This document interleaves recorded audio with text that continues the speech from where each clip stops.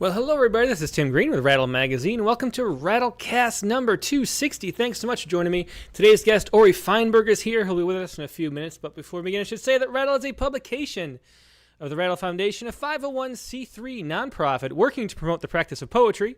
We've been in continuous publication since 1995 and are unaffiliated with any other organization. We just do all this because we love poetry and know you do too, so please do click on the like button and share. Make sure you're subscribed, ring the bell for notifications, leave us some reviews on iTunes, Spotify, anywhere else you happen to be listening to this. There are like a million podcast catchers. We try to get them to all of them, including like things like iHeartRadio and stuff that I've never really heard of or used, but maybe you do. If you do, there's probably something you can click or do. Leave a review, and that would help us out a lot. Now we're going to go to our Poet Respond Poet, as we always like to start with. And we have a wonderful poem, really touching poem, by D.A. Gray. And D.A. is right here. Hey, D.A., how you doing? All right. How about yourself? I'm doing great. It's really wonderful to have you on. You've been in Poets Respond before. Another one of those poets who submits pretty regularly, and so I get to know that I have good poems. It's nice that you do that, so I appreciate it. But tell us what this poem's about. It was a news story that I hadn't actually caught. I didn't watch the Democratic National Convention, so I didn't see any of this really. And I kind of live in the dark until I get my Poet Respond news poems to see what's going on in the world. But apparently this was a really touching moment that happened. Right. This came during the vice president acceptance speech, and his son Gus Walls, who's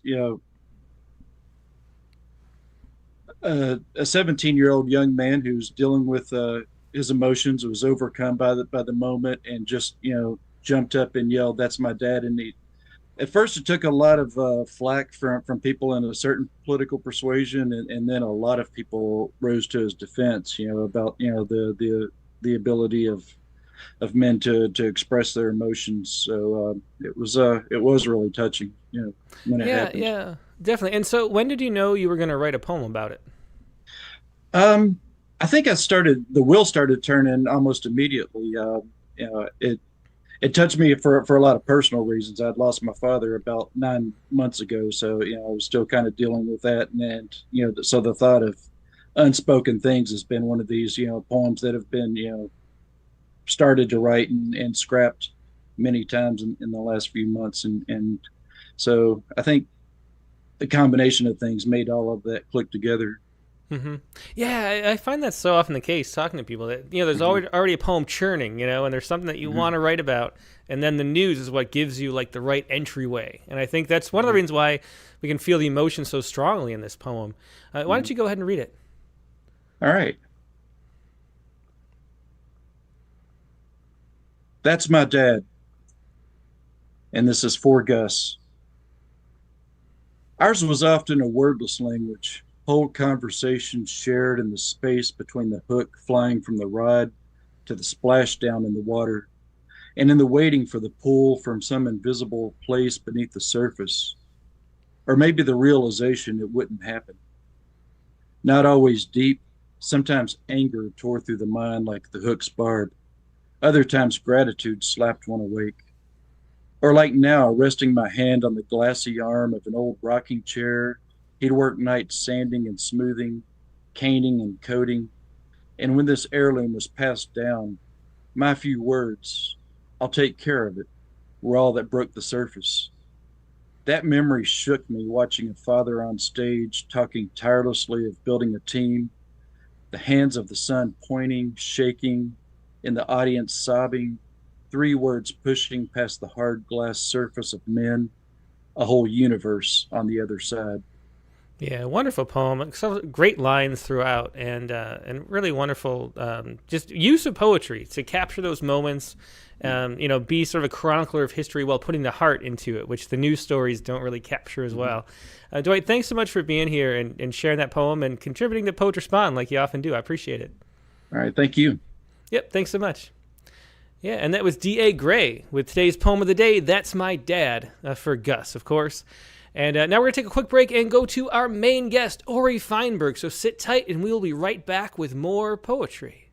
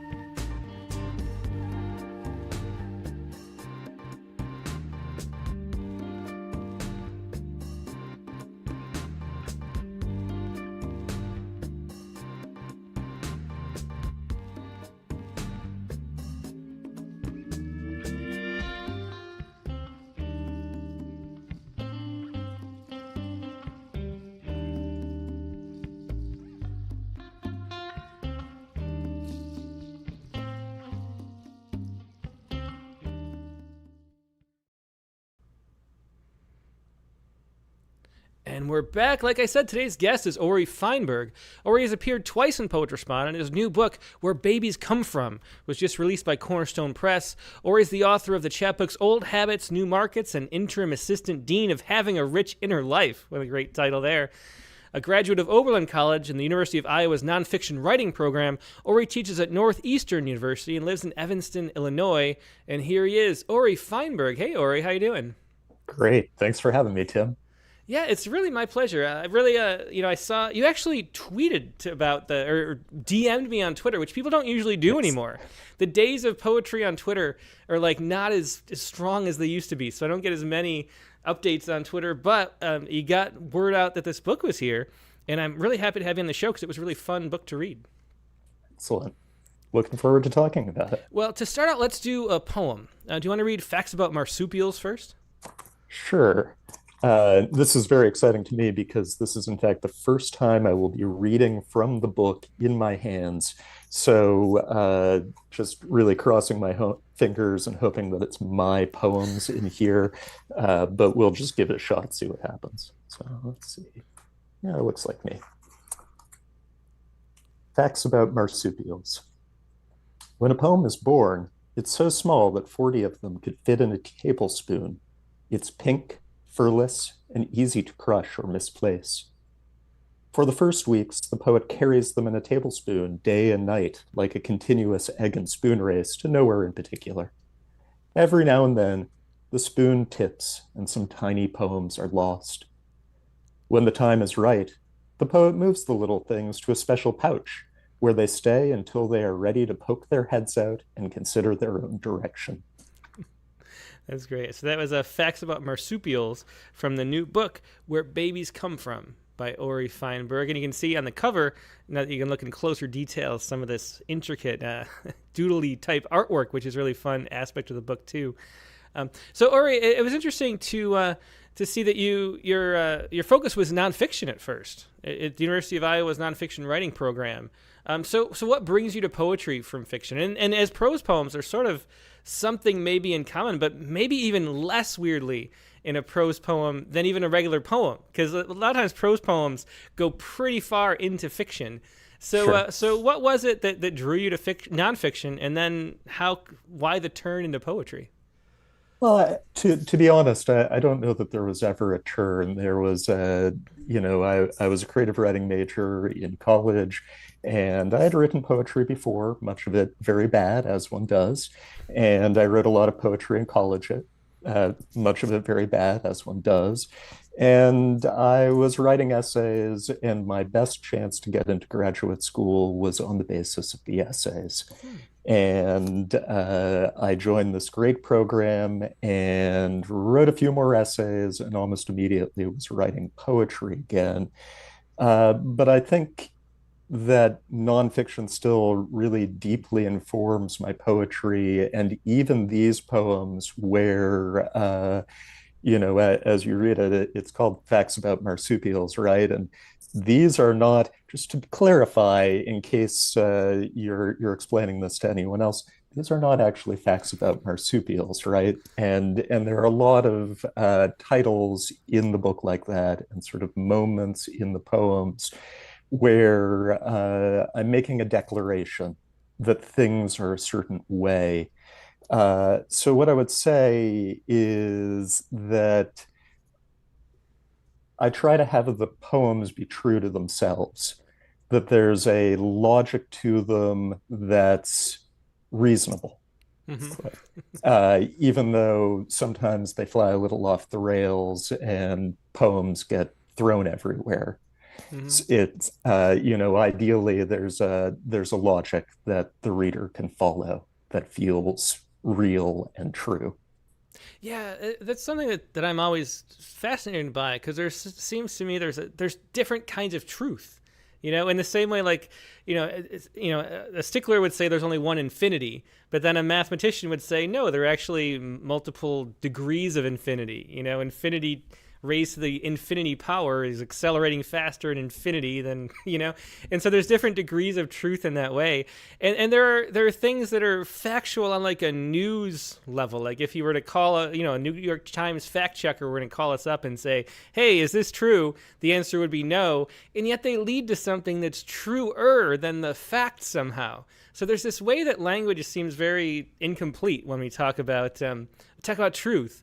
And so what would you say that the kind of truth you're trying to get at here, since you mentioned truth already? Like what is it that you're getting at with these poems? So we have a podcast in this house. We don't really, it's not broadcast. It's just something we refer to, and it's called Poets Explain Science. And in a way, you could just have that be, a sort of continuously generative poetry exercise, right? To explain something scientific in terms of poetry, whatever that means. That's the truth I'm going for, is the sort of educated guess mixed with earnestness in a way that that the poem is true while you're reading it, fingers crossed, and that part of the balance is pushing that truth, expanding that truth, but still having it be scientific and logical and repeatable to some degree, where you read the poem and you say, I understand the science here, even though this is not what I learned in biology. Well, that's really interesting, because it's sort of, two ways of looking at that alternative truth. Because we have so in your construction, there's sort of a world that the poem is creating, and it's true within that world, and then we let it go, which is sort of, I guess, the heart of fiction, really. And then some people talk about a deeper truth. It's like truest truth across every multidimensional aspect of the universe or whatever it is. And so this is they're bubble truths in the little bubble universe of the temporary life that you're giving the poem. Yeah, or think about this, when you talk to a child and they tell you how something works or how something is, if a child tells you that the moon is made of green cheese, you don't tell them they're wrong. You go with it. They're telling you that truth in the moment, and I'm sort of trying to capture that same sort of whimsical moment where a thing can be true. Well, that's a really interesting way to put it. Let's hear another poem. Sure.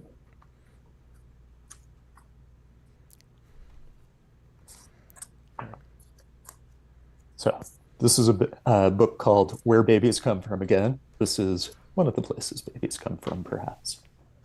The name of the poem is Spare Parts. The store specializes in spare parts for secondhand children. They stock baskets full of hair, long amber locks, springy dark curls, and gossamer blonde waves. Bellows wheezing on a shelf contain the high-pitched utterances of glee, mouth-open shock, unintelligible burbles, and neon-colored hiccups following rapid-fire gasps. Our fingers comb bins of button noses, uncarved carboys of sibilant cries, and flip through loose-leaf binders on a drafting table as we consider obsessions, from baseball cards to bugs and shoeboxes, or even whether a velvet whiskey bottle pouch for glittering stones would serve a child best. We have struggled to make a child on our own in the usual way, so we buy only a paper envelope filled with the dainty sneezes. But once we're home, we feel a fresh imperative. We sift through drawers, cabinets, and shelves. Surely if a store can sell spare parts, we can make our own child from things we have lying around the house. A small steel mixing bowl for a belly, an old table supplies the legs, miscellaneous cables for arteries, handfuls of rubber bands and twisty ties for ligaments and tendons, and a drawer full of old cell phones to supply its brains. Everything we've saved, all the parts we were sure we'd find a use for someday, we tie and tape and yearn together. Clomping around on wooden legs, Her numerous rubber bands twang as she bounds from room to room, exploring her origins, tossing the spare pillow which supplied her downy hair, staring eye to eye with a jar of marbles, twisting sinews of pipe cleaners into springs. She's filled with the excitement of being. We're not surprised when she takes a tumble and we're alerted by a barrage of late 90s ringtones. We soothe her woodchip knees with Murphy's oil, and because she may be hungry, we crack 2 eggs and place mashed banana and flour in her bowl. Yeah, that's a beautiful, actually touching poem. As strange as it moves, spare parts, and of course the metaphor there of fertility issues. Is hidden beneath the surface of all the oddities of that poem. And I think that the emotion of it is what brings it to life. So how do poems like this come into being? They do seem, even though as emotionally charged as that one is, it seems fun to play with at the same time. There's a lot of playfulness in this book. So how would you approach a prose poem like this? So poems, I very rarely approach them. I would say they approach me. So there's something that I think, there's something that sparks me. And to be honest, I spent a lot of time at Goodwill, and I like sort of restores and these sort of places where you can sort of get your hands deep in a bin of parts and not necessarily know what they're for. Shout out American Science and Surplus, which is like a comic book store, like all of the things that you would send away for. So, I think in a poem like this, there's a lot of yearning, right? That's the main characteristic, and outside of that, it's to make the yearning fun, to have something you can enjoy in the moment, even when a dream is unrealized or you're working towards something. Yeah, really well said. Let's hear another one.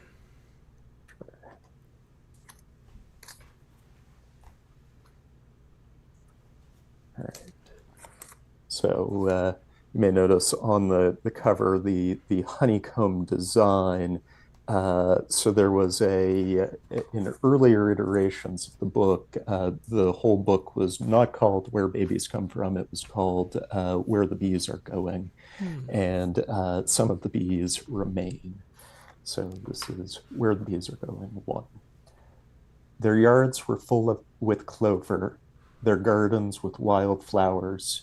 Everyone in the town hummed happily from sunup to sundown. It was true what they said about the townspeople.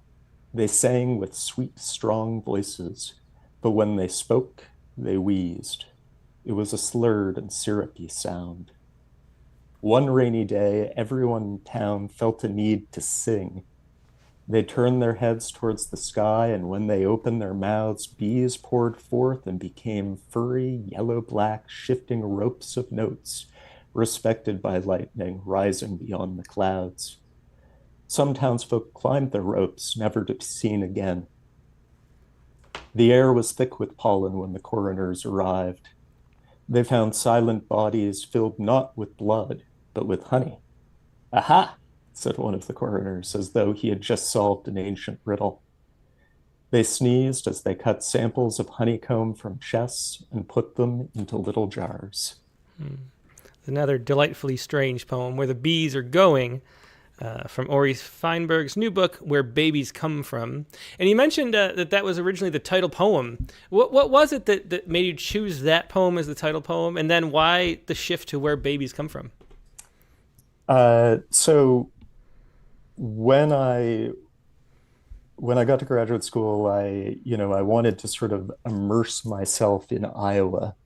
I was born in Iowa. My parents were teaching at Iowa State, and I had grown up my whole life hearing stories of how wonderful Iowa was, but had never actually been back there.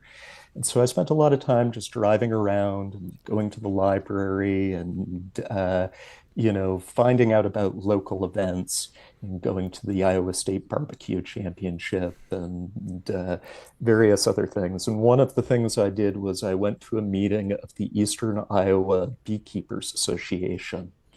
And never been to one of these before. And I just thought, well, this would be an interesting way to hear about what people are growing and what's going on.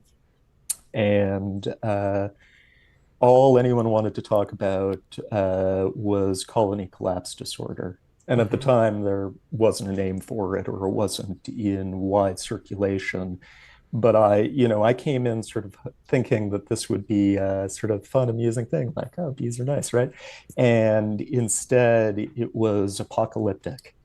It was all of these farmers and makers talking about their bees being gone, going and checking the frames and having nothing in them.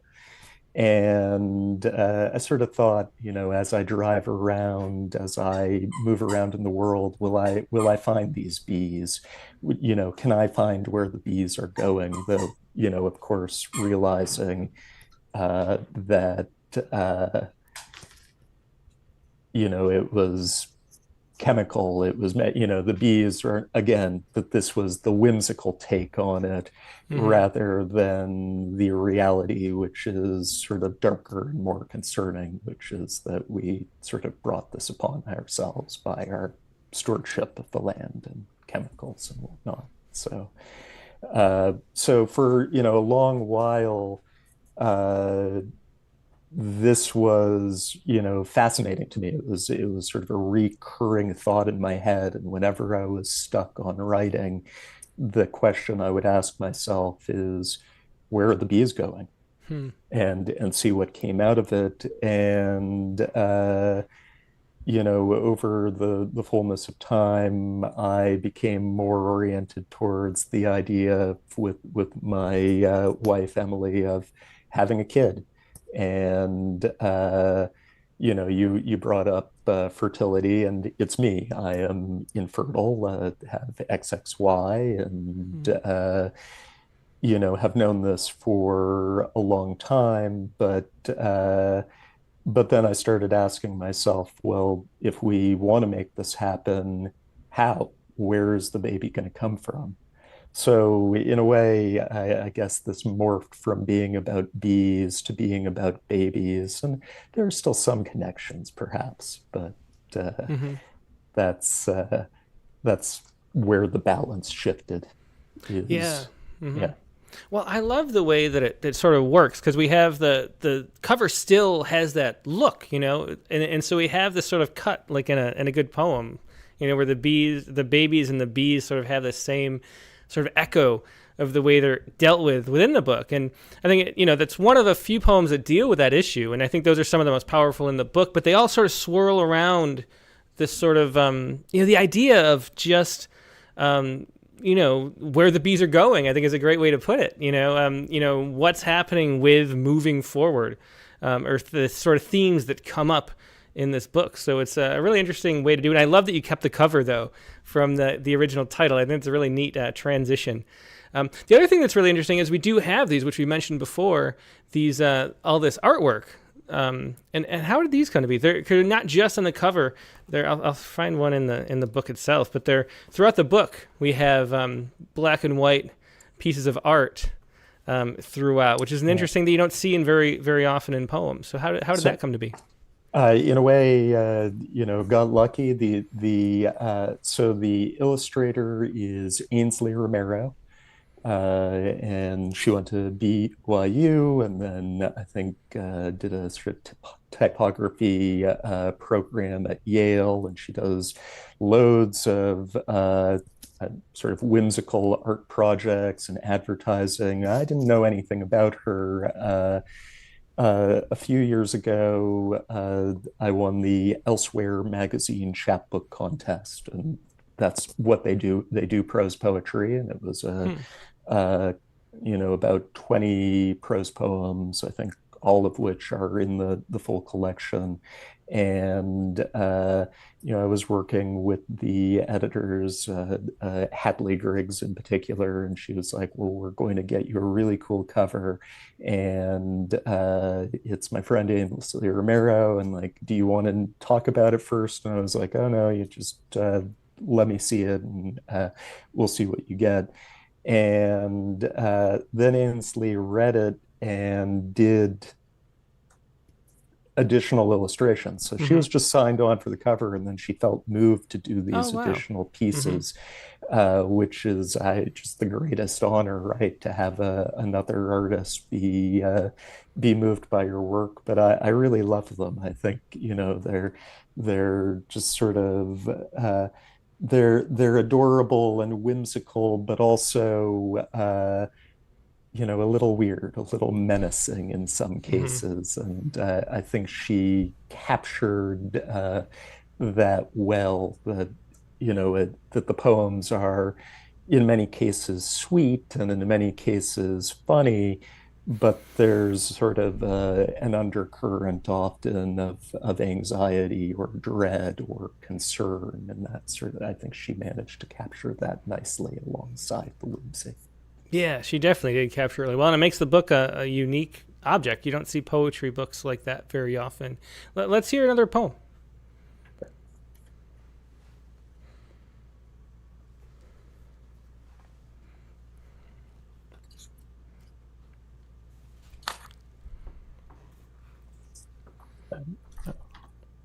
Okay.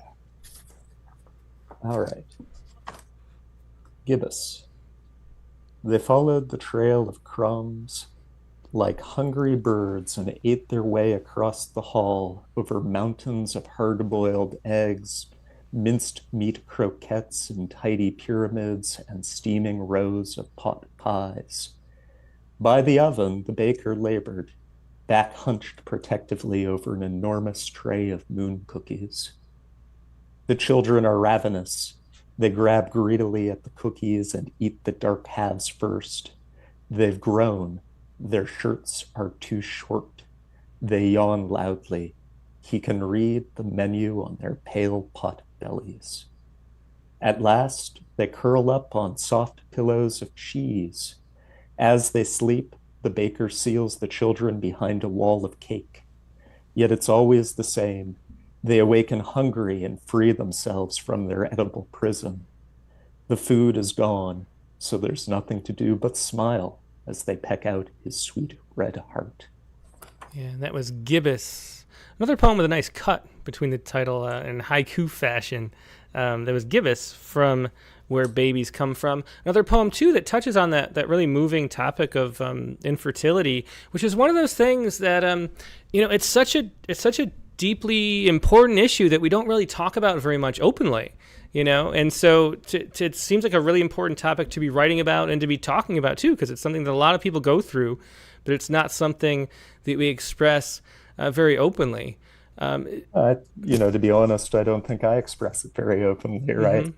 I think if you read the collection, sort of hopefully the themes emerge, and you see that there are a lot of poems that could be titled Where Babies Come From. But none of the poems are sort of giving it away up front, right? So if you read to the very end, I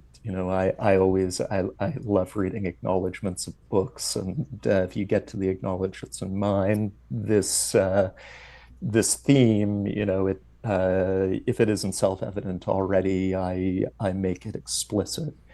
But it's not explicit here, and in some ways feel a little guilty that I feel that there is to some degree a literature there about women's infertility in particular, but men don't talk about their infertility, and I think, and again, women, of course, used to not talk about their infertility either. I think, we've become more accepting and understanding and compassionate I think in recent years, but to some extent, men are still outside of that picture, and there's, some degree of shame surrounding it. So, in some respects, and I talked about this with people as I was writing it, I wanted to write more, but this isn't, particularly a first person, story about my infertility. It's just raising some of these things to the surface a little more in a different way. Yeah, definitely. It seems to me too that the sort of the male stereotype of stoicism being like some kind of ideal, that we don't have any emotions except for maybe occasional homicidal rage or something, is like the only emotion that's expected or something. When really, something like that is so full of such an array of emotions that are really hard to even articulate because they're so complex and so multivariate. But I think you did do a great job with the title too. And then once you get to that spare parts poem, which is a sort of a key, and then you can see the other poems coming in. I think it works really well in this way. In a way too, I think maybe, a lot of times I argue for more explicitness in poetry because I think, when you're giving a reading and you stand up and you talk about what the poem's about, then people can hear and they sort of enjoy it more by having a sort of a mode of access.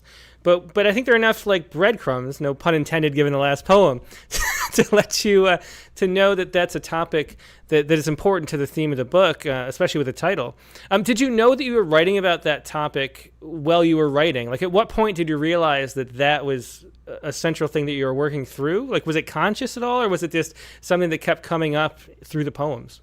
It was something that kept coming up through the poems. It was in some respects, it was like where the bees are going.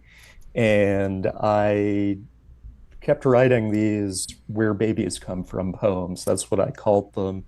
And for a long time, I didn't share them with anyone.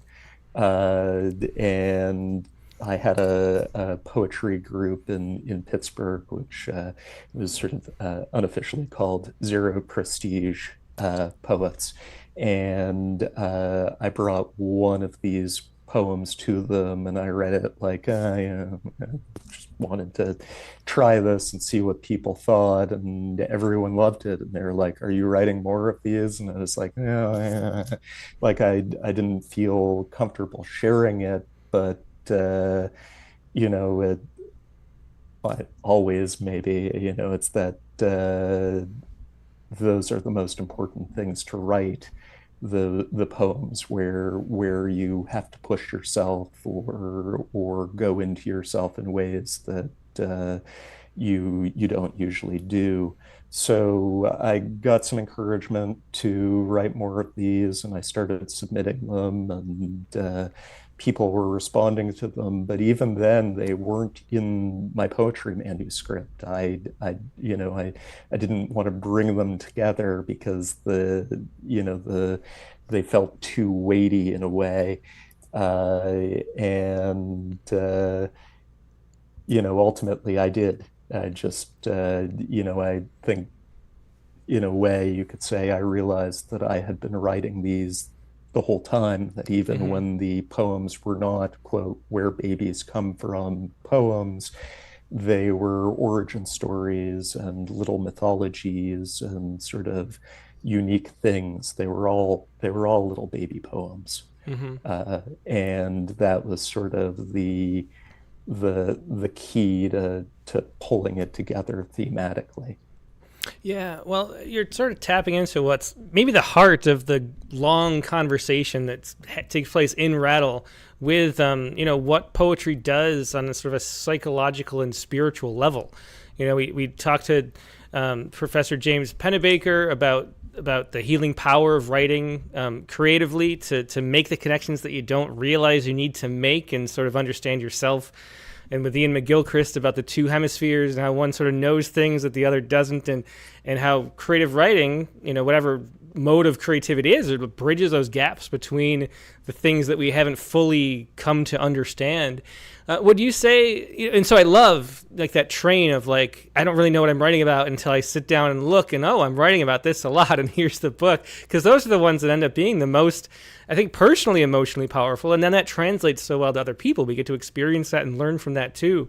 Did you find the experience of writing this book to be cathartic, in the way that, I can't remember what Pennebaker said. He told me that cathartic wasn't just a release. It was something else. It was somehow like a connection. Or like yes, I can't remember how you've described it, but somehow it's not just a release. It's somehow bringing the self together and feeling healed. Did you feel that way after writing this book?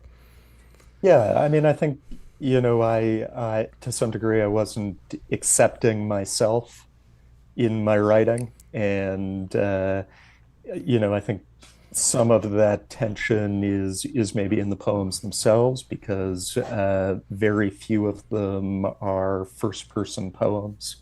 The I very rarely enters into it. The we enters into it a few times.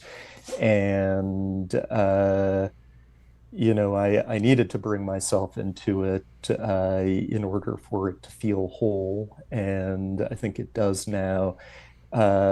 But in this, maybe part of that, the complication of catharsis, that it feels whole and it feels right, but to be honest, it doesn't feel good. Mm-hmm. The writing of the book of poetry doesn't solve the problems or the, address my concerns or replace a baby, right? Mm-hmm. Yeah. But it's, it's my attempt to make meaning of this experience. And I think I have. Mm-hmm. And so that's satisfying, even though it doesn't feel good. Yeah. Yeah. Well, I definitely agree and can understand with that. Let's hear another poem. Sure.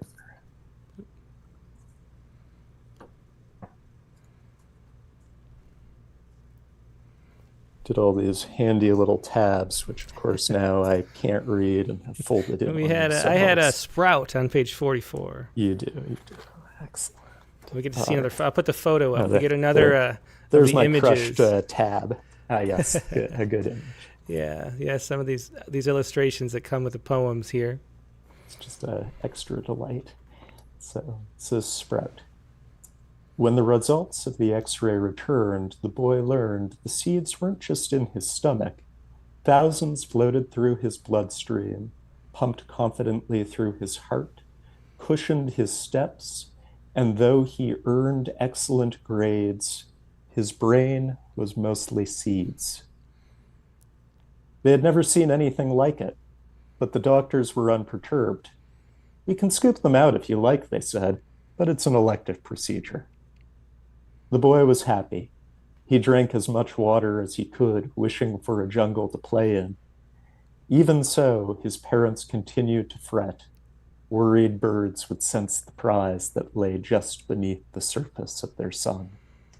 Yeah, I love that surface of their sun. And then looking back at the illustration, you can see a little more meaning into what those what those dots are. So that was a sprout from Where Babies Come From by Ori Fienberg. So Ori, you mentioned, the impetus to write prose poems was because it was a chapbook that was prose poems. But, given there's a long tradition of prose poetry, what do you think, how would you define, it's one thing people ask all the time, and when we publish prose poems in Rattle, they say, why is this a poem? There's no line breaks, and why is this not flash fiction? And it's in a way that there are these labels that just don't matter, but in a way there is a difference. There's a certain tone, and there's a certain tradition and a history of them through people like Russell Edson, who's mentioned frequently in descriptions of the book. So how do you define a prose poem, and what's the difference between a prose poem and flash fiction or micro fiction or something? So I took this technique and form in poetry course with Martha Collins many years ago. And, we went through sonnets and we went through meter and we talked about the blues. And maybe in, one of the final weeks of the class, she was like, now we're going to try something completely different. and it was the prose poem, and I fell in love with it because of the sort of uh, lack of obvious artifice, right? David Shoemate says that it's an ungainly blimp that somehow flies, and I think that's what I love about it, is this sort of non-Newtonian liquid that it fills up like a poem, but it still doesn't behave quite the way you would expect. And you know, that's how I come to it, is enjoying the lack of artifice, but at the same time, it's a craft. And I think, if you go into some of these poems, we talk about the ghost of meter, right? Well, there's the ghost of meter, or there's rhyme, or there's alliteration, that you're still using so many different tools of language. The only thing that's missing is the line break. And I like how in a prose poem, you can be fooled a little at the beginning, that when you initially see it, the first thing you think isn't poem, but lo and behold, somehow in the middle, you find yourself in a poem.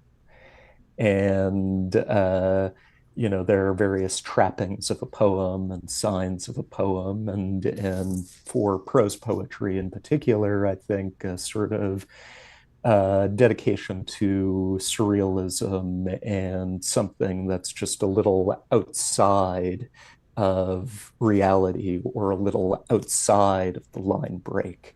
Mm-hmm. Yeah, and why do you think that because I think they do tend to go into absurdity more often.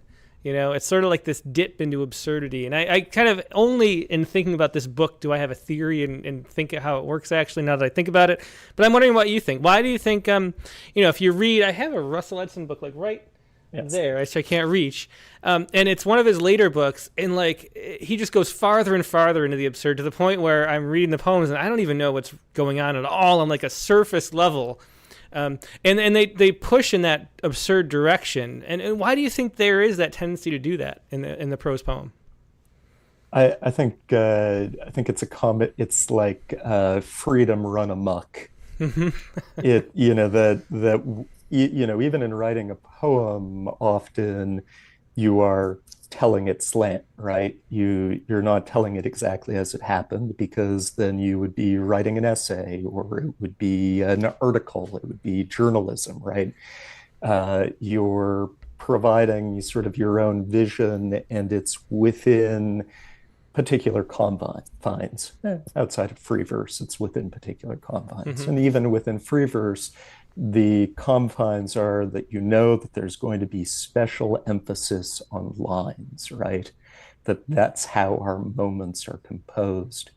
And with a prose poem, you don't even have the lines anymore, but you're still telling it slant.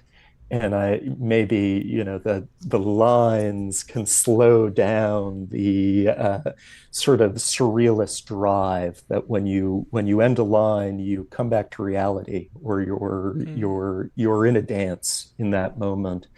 But in a prose poem, you're always in the dance. The volta is always flowing through, and there's nothing to keep you locked down to a particular thing, except for your own sense of propriety. That's really well put. So what I was thinking, and this is only a thought that's 2 hours old, as I was reading the book before the show, but I think that the fundamental sort of component of a prose poem might be irony, in the way that, because you have this sort of stance as if it's not a poem, it's sort of this posturing that it's not a poem, but then it is, that it ends up having sort of this drive toward plain spoken talk and a frankness, and then the frankness has a cut against it for the absurd, because, if you say the absurd frankly, there's a whole big rift between it, and there's a lot of resonance in that sort of hollow space between the frankness and the absurdity. And I think that is the thing that sort of hums is the machine of the prose poem.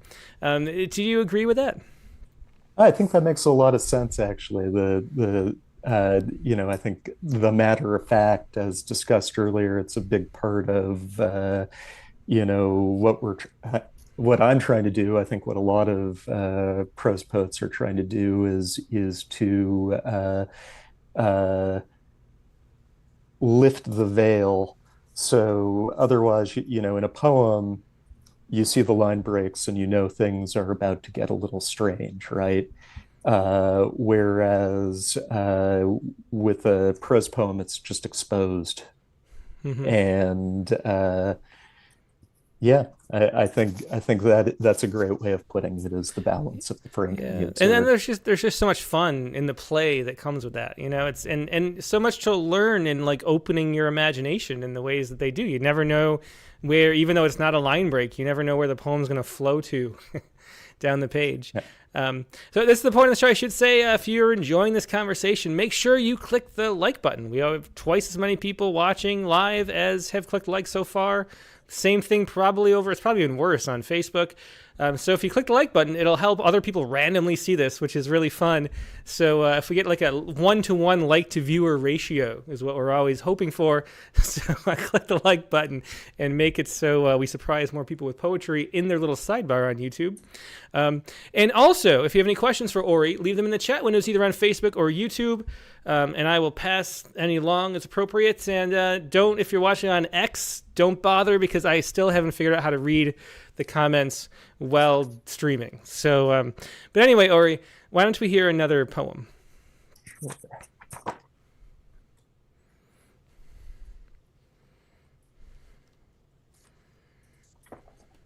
This poem is called Our Hunger.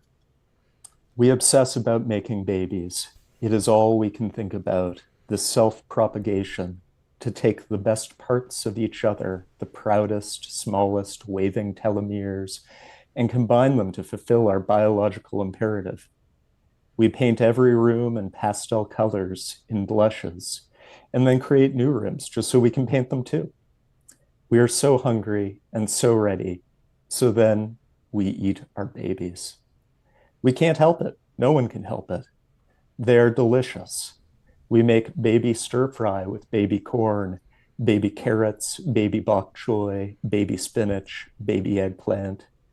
From cocktail swords, our teeth envelop tender, sweet baby beets. We puree baby squash for soups and make baby breads for baby zucchini.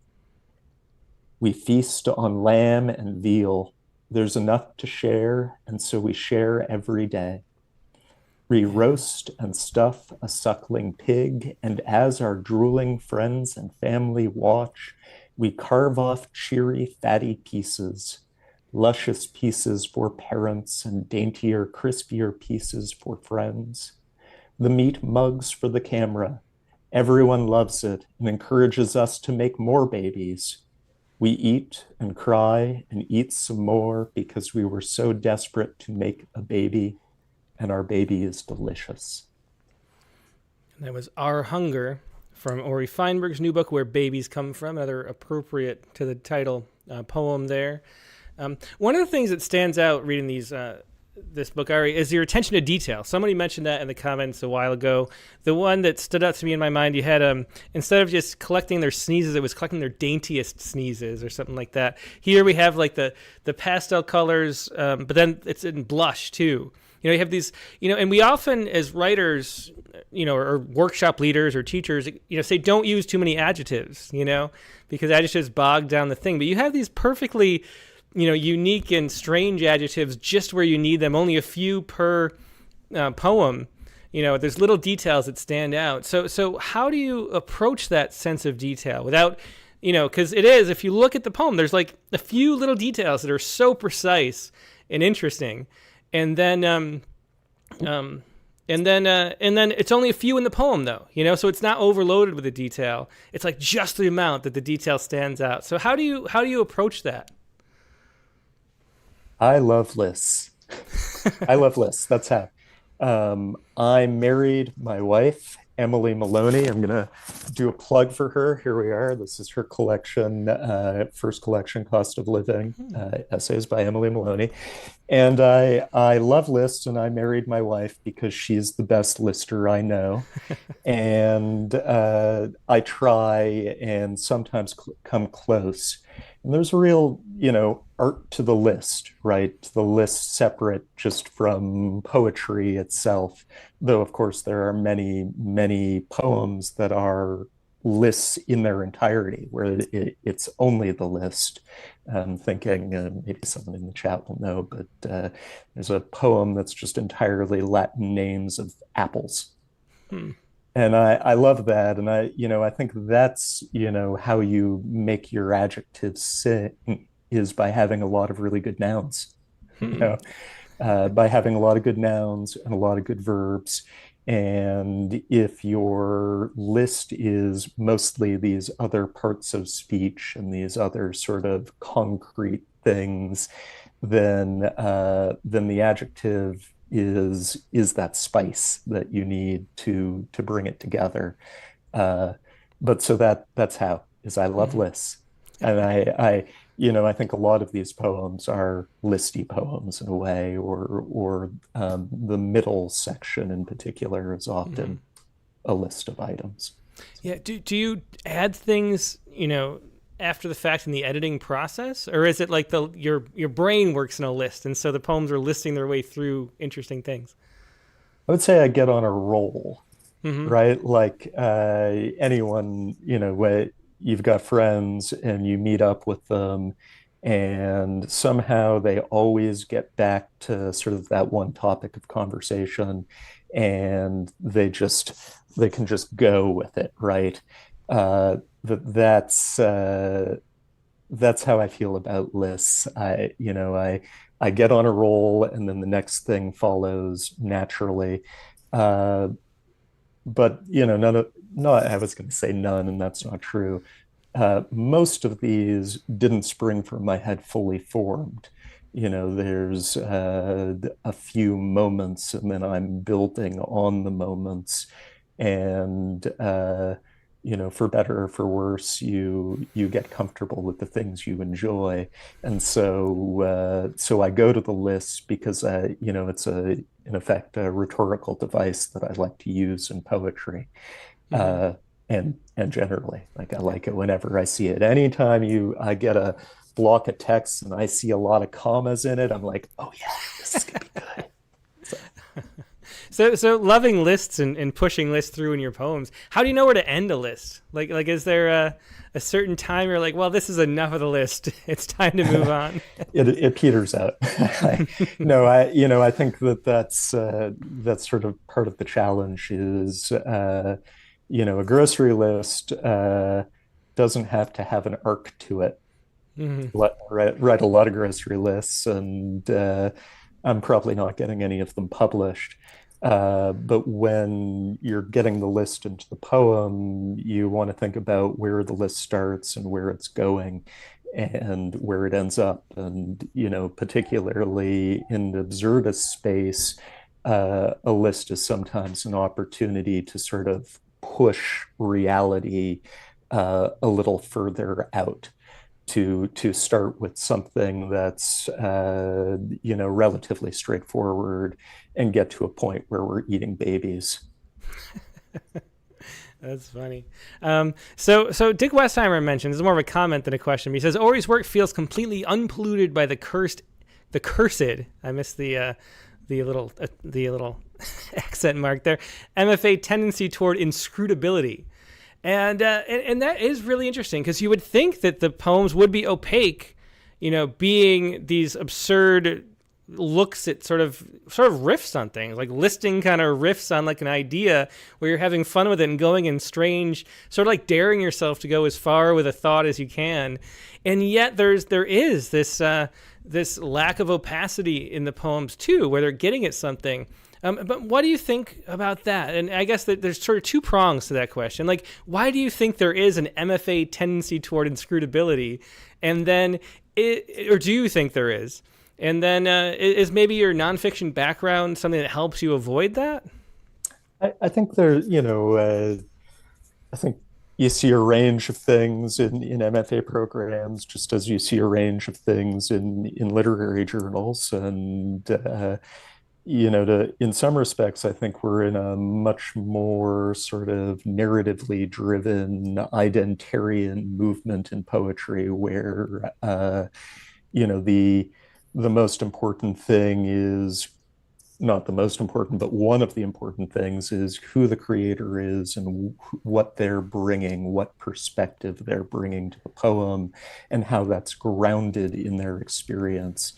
And I feel like we're seeing more of that sort of poetry than we were even sort of 20 years ago, Yeah, I mean, 20 years ago, it was like still the death of the author, and don't pretend you even know who wrote this. I yes, was in exactly. programs The back author then. isn't Yeah. important, or just Hmm. even how a lot of us did workshops where, and I know that this is still the mode in many places where you turn in your work and then people discuss it as though the author is not sitting there in the room with them, which I've always found, yeah, I know it can be done well, but I've always found a little contrived. So, we sort of brought that opacity upon ourselves, right? Uh, but I guess I like I like making the reader uncomfortable. I want the reader to feel a little weird, but I don't want them to not know what's going on, even when I'm, saying something that's utterly absurd. Hmm. And I think there's maybe a difference between absurdity and surrealism and inscrutability. Hmm. Sort of just the potentially random juxtaposition of broken images and phrases that all that in some ways I think a lot of these poems maybe are inscrutable, but your hand is being held.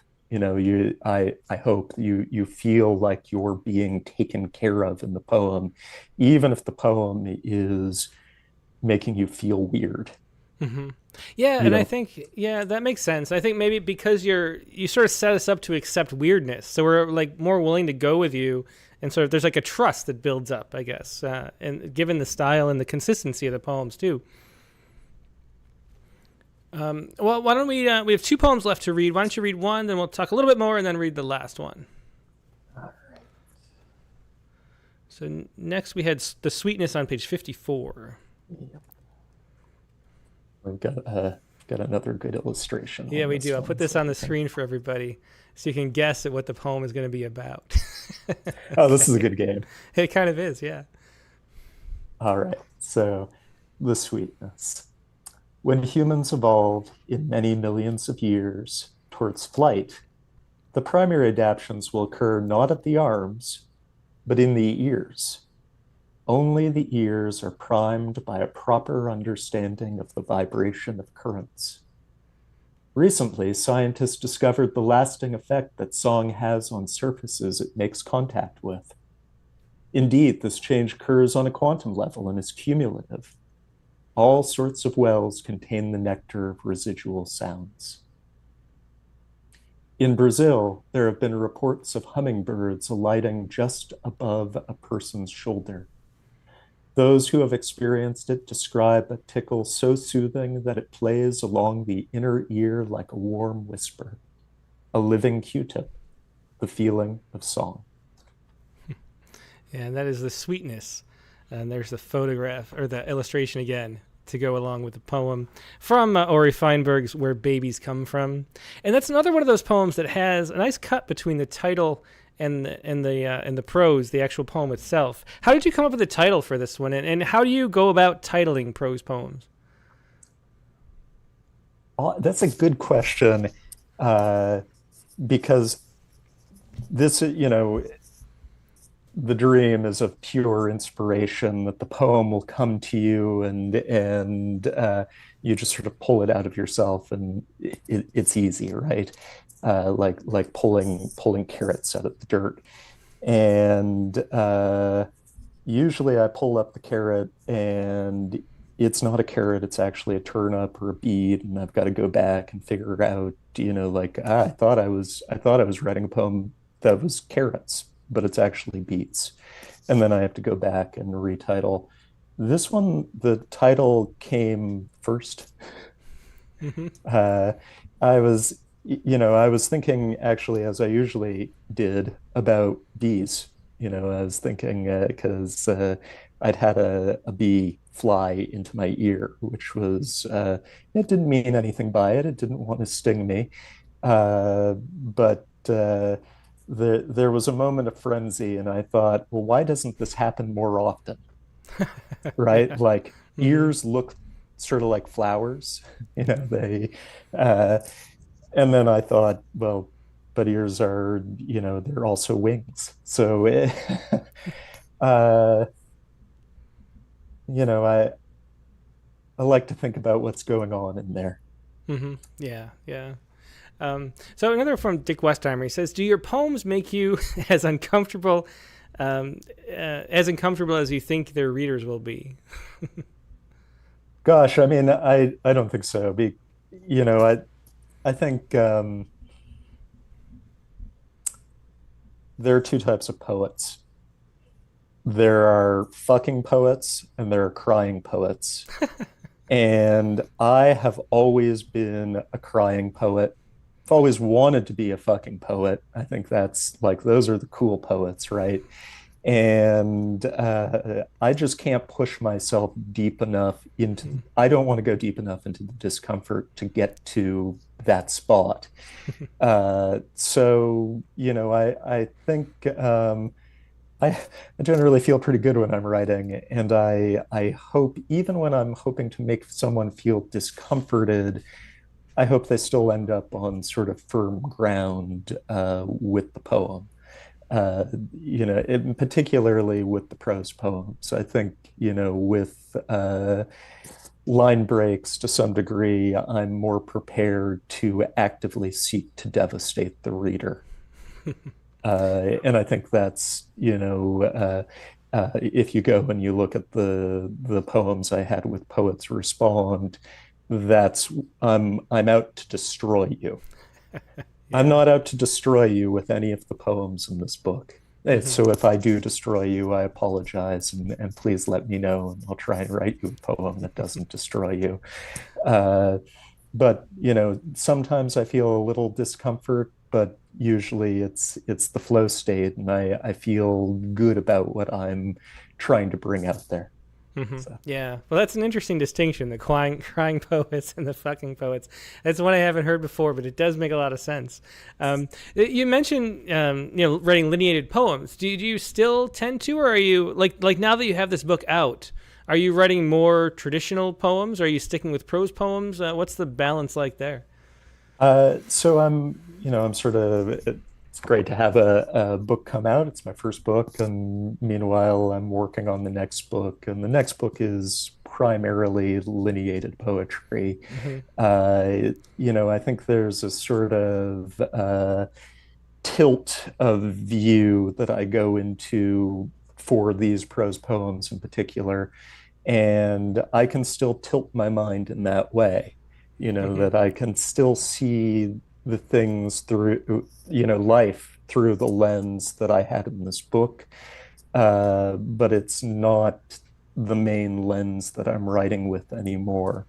So there are some prose poems in the new manuscript, and I think, in some ways it's nice that there's that sort of continuity to what I spent so long writing and working on. And that if you read it, you could be like, oh yes, that sounds like an Ori prose poem, but the view has shifted. Hmm. And I know I can go back, but I don't particularly want to. So Well, the chat doesn't want to let this go, and I don't either now that they're mentioning it. But the between the fucking poets and the crying poets. So Bukowski, obviously. Now Plath, Mark Grenier says, is a crying poet. I think Plath I would think Plath could not. also be a fucking poet. Yeah, I think so too. Absolutely. So Yeah. so name some. Who are in the categories? This is every poet I want to be is a fucking poet. Every poet I know is a cry. No, that's not true. Uh, Dick Westheimer, he's in the chat. He's a fucking poet. Uh, no, I think there's a sort of earthiness and a willingness to engage more with the bodily than with the strictly spiritual or navel gaze. And I like that's a terrible thing to say because I've identified already as a crying poet and as a navel gazer, but crying poets think about it, and fucking poets do it. Okay. Well, that's a cool distinction. Well, let's round it up with one last poem, Ori. We have Our Ineffectual Poetry Lobby. Sounds like a good one. Speaking of crying poets, maybe. Yes. Yeah. So one of these days, I will get around to forming the poetry pack. I think that's I think poets need to be more out there. My dream is not of a liberal president or a socialist president or a democratic progressive president. It's of a poet president. So something for us to think about over the next 4 years is who we can nominate. That's a good idea. That would be a radical change because poetry is the opposite of that. What we see in politics. All right. Well, let's hear this. Our Ineffectual Poetry Lobby. Not for vast farms, big oil, wide trees, or even small bees, but poetry. Not to save the whales, protect prisoners' rights, or so children don't starve, but poetry. For vast anaphora, for big line breaks, reducing regulations on rhymes and fixed form mortgaging. To save the books and preserve personification, for poetry. Campaign contributions of eraser stubs and replacement typewriter keys delivered by 3 blackbirds. Artful packets of 13 things. How heavy your coffers now filled with amphibrack. A sheaf of haiku slipped beneath the door could make a crucial difference. Brightly colored leaves and bags make up the grassroots efforts. Special interests measured out in coffee shops. We do not need to bear this enormous business all alone. Lift up a common meter for common people, a common refrain to move us. Not unordered, if only for the sake of others, for poetry. That's a great way to end it. That was Our Ineffectual Poetry Lobby. Good time of the year for it, too. That was from Where Babies Come From by Ori Fienberg. Ori, thanks so much for being a guest. It's been a lot of fun talking to you. It's a really wonderful book. I'm glad I got to read it and share it with everybody. Thank you so much, Tim. You've given me a lot to think about of my own work. Oh, great. Well, that's great to hear. Well, thanks again. Glad you could be here, and keep it up. All right. Thanks, Tim. That was Ori Fienberg with his new book, Where Babies Come From, out from Cornerstone Press. If you'd like to find all of Ori's work, just find it at his name like it's spelled, Ori, O-R-I, Fienberg, Fienberg.com, OriFienberg.com. That's where you can find his chapbooks and the new book. And, check that out. Now we're going to take a quick break and go to our prompt lines. And the prompt for this week was... find someone's last words and use that as an epigraph in a poem where death is not mentioned by name. So we got famous last, well, not only famous, anyone's last words, and use that as an epigraph in a poem where death is not mentioned by name. Now, you can share a poem if you'd like. It's only 1 page max. Email it to promptlines@rattle.com. That's promptlines@rattle.com, so we can show the poem on the screen. Then find the Zoom link, which I will deploy. I promise I'll actually put it on both YouTube and Facebook this time. Even though we don't get as many from Facebook, but still worth putting in Facebook. I will put it both in YouTube and Facebook. Join the Zoom if you'd like to share a poem, but only if you would like to share a poem.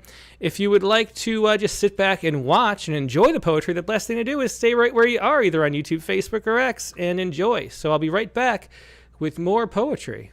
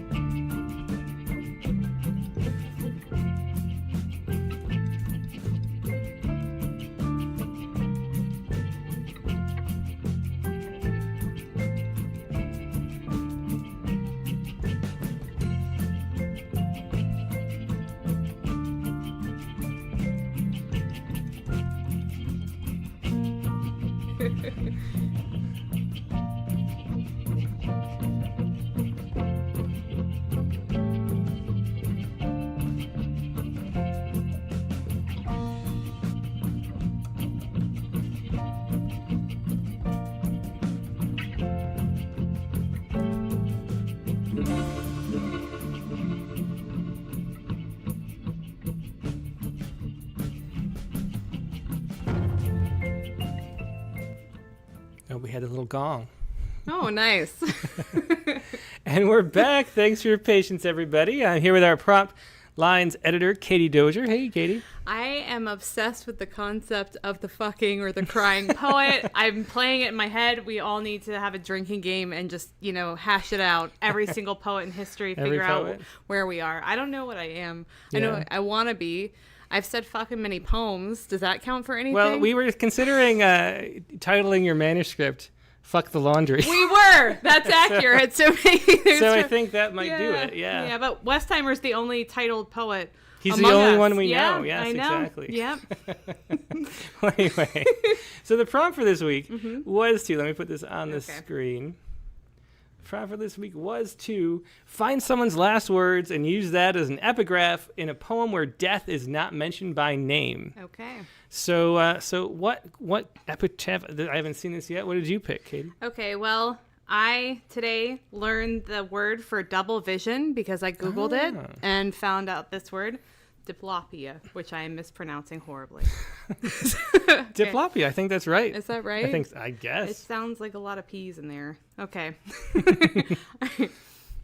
Diplopia. I've got to be crazy to do this shot.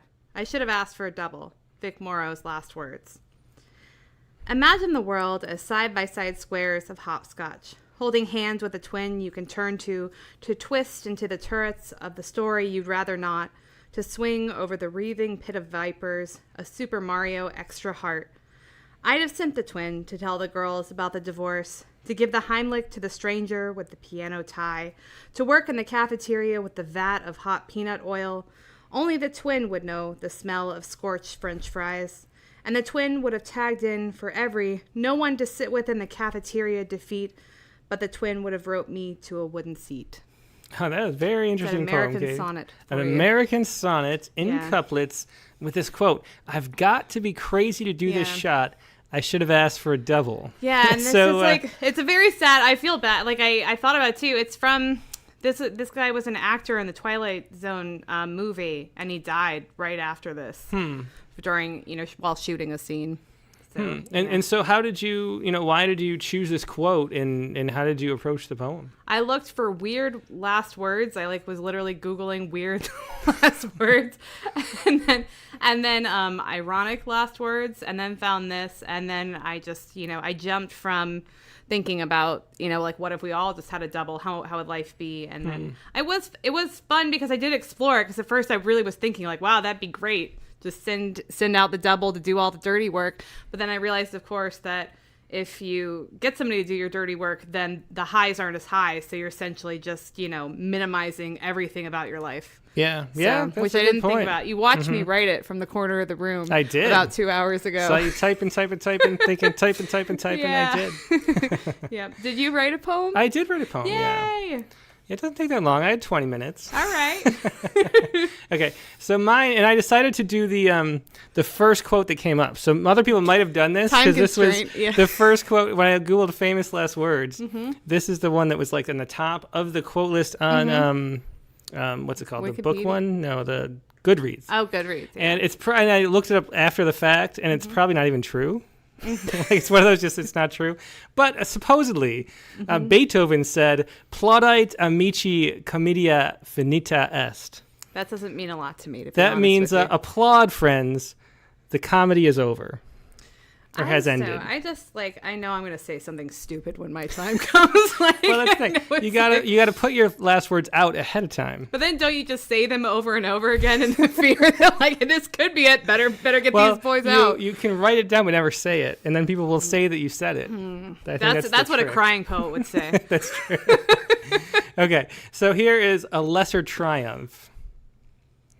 Yesterday I remembered applause. Whole rooms would erupt with it, the people holding all that energy inside their liquid bodies like geysers ready to burst.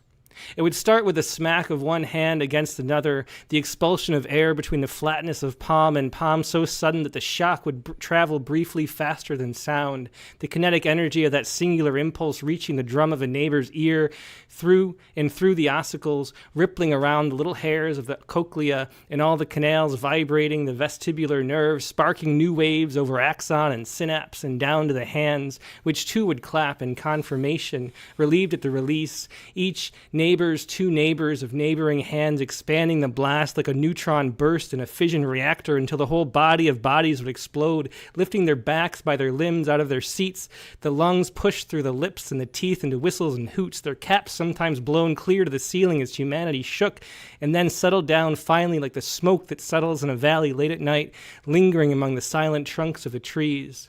But who was it that started that first wave of applause? Were the same two hands the first to let it go? Wow, that's great. You really came up with that in that amount. I'm very impressed. Well, I was sitting there in the corner thinking about what I'd write about. You were, I guess, that chair. It's the first time you wrote in the yellow chair. I think you're going to have to revisit it. Well, I do have this thing. I should confess. I try to write with others present. I cannot do others it. Meaning me. Well, no one's ever tried to be in my presence before. But I do, and I just can't get into the zone. And I can. So I know, and I'm like, how can you do it? And I just can't. But I just can't do it. So I had to wait until you left. Yeah. Then I had 20 minutes. It was awkward, guys. He was giving me that poet eye. I was like, come on, lady, let me focus. But anyway, so I was thinking about it. But then I'm glad that I gave you that little time because it worked out. So good job. Well, thanks, Lud. Okay, so let's go to some poets now. And first up, we will go to Christiana Doucette. Oh, wow. First in line, huh? Yeah, first in line. Good to see you. How you doing? I'm doing okay. I'm struggling with some sinus something, I think. So my voice is not great. Sorry to hear that. Yeah. There is a lot of stuff going around. Yeah, there is. Kids caught in school, and there's not COVID. We checked, but still, my voice is eh. Well, thanks for being here anyway. Yeah. And hope I feel better soon too. Try not to miss it as much as I can because I really enjoy the Rattlecast. Oh, good. So, I did More Weight by Giles Corey, which from the Salem witch trials. He was the guy. So I guess the sheriff there was taking people's land, and he would not plead either guilty or innocent. He just was so they tortured him. They stretched him out and piled all these rocks on top of him until he died. And the last thing he said is more weight.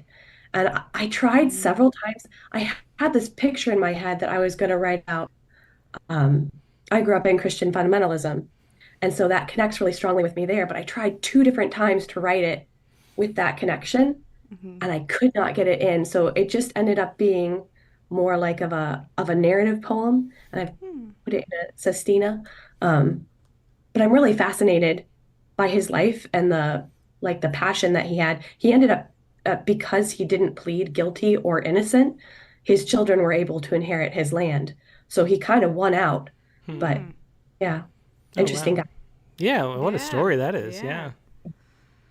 So here's the sestina. More Weight. Last words of Giles Corey, September 19th, 1692. The crowd is crowing loud, more weight. They cannot hear the still small voice. They cannot feel the tendon stretch. The throng of men have made their choice. He must admit his guilt. They'll skirt the law or hang it like a rock around a sinking neck. Each rock lands bolder as it shoves more weight. They hem and haw, some lift their skirts. Disdain paints power in the voice. If he'd just speak, pain is his choice. The wretch must kneel. Why make them stretch their narrow world when they could stretch to yield, or when he could stretch to yield? They etch their envy rock by rock, and still he makes no choice, but ribs are bowing with the weight and strain in every move. The voice of ruled burden bends to skirts of darkest judgment. Judges' skirts pick up his dirt upon their hem, stretch low, throw down another stone, and voice the call for guilt again. The rock strikes flint. Eyes spark. He cries, more weight, and scowls. He's made his final choice. The arc of flame within the choice. His good wife shades her face. Her skirt is wet with blood or tears. More weight, it lands upon her heart. The stretch of fingers between bars, the rock of ruin in her husband's voice.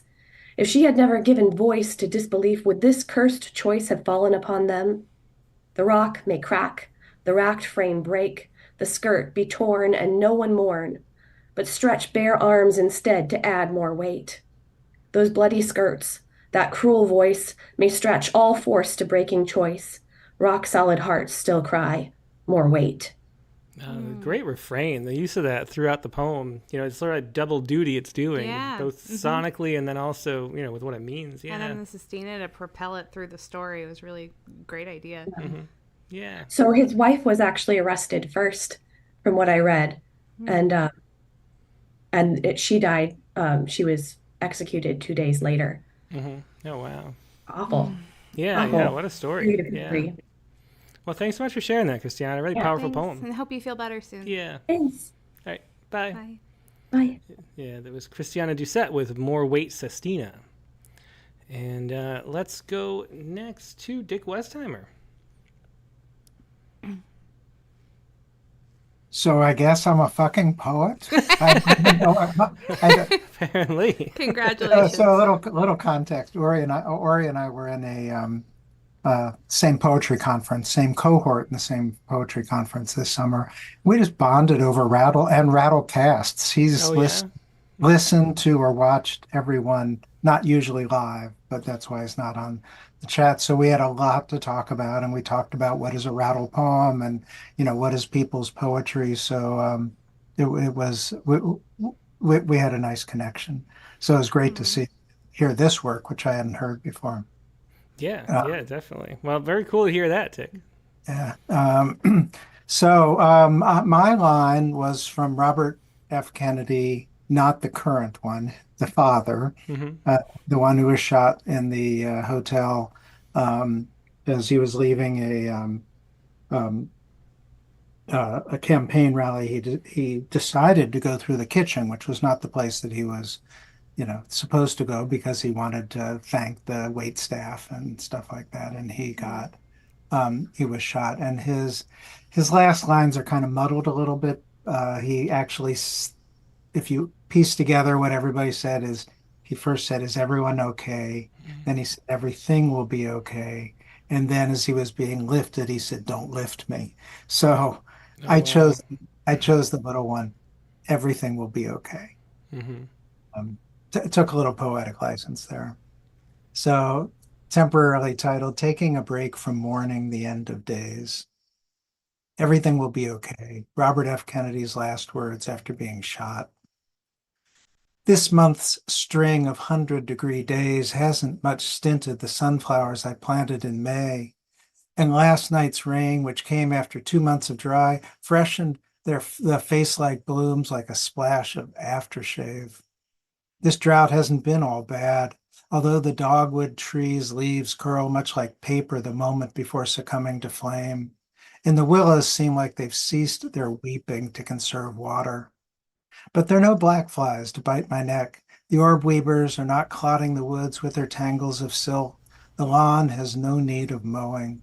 So forgive me this one moment of reverie about the fresh-faced sunflowers, this time without black flies, the mower at rest in the shed.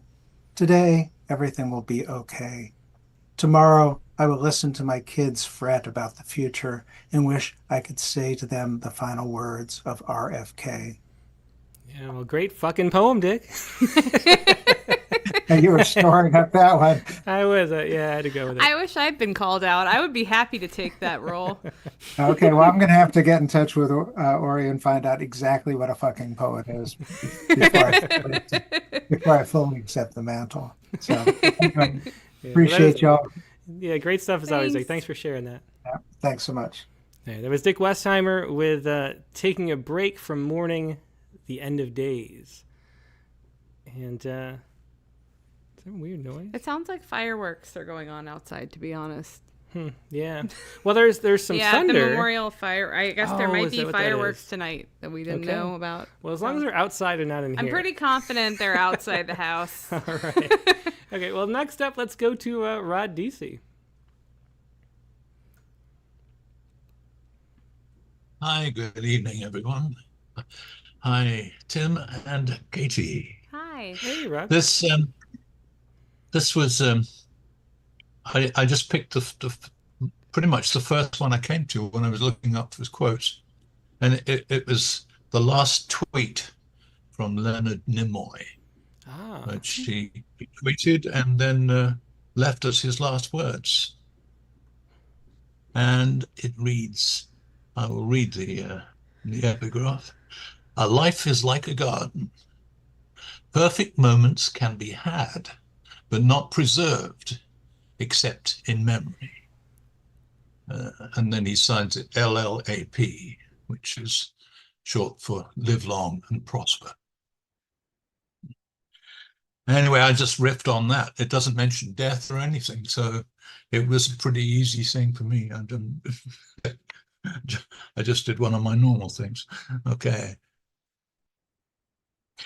Landscape sprawls across consciousness, more expansive than a garden, dotted with bright pools of memory.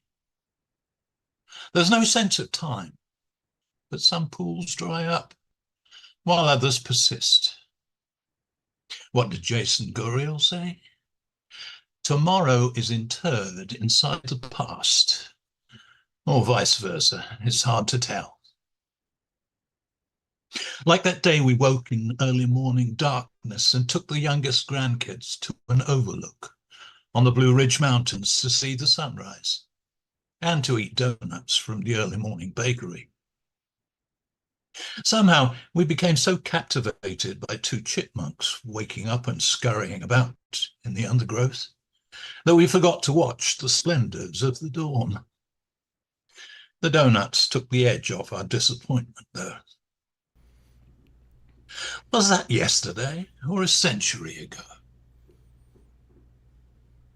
And then there was that time we took the lightest of our wooden canoes over the gravel bar at the mouth of a small tributary of our river. I paddled for miles up the stream, past gnarled old willows that could have dangled their rooty toes in Tolkien's Withywindle.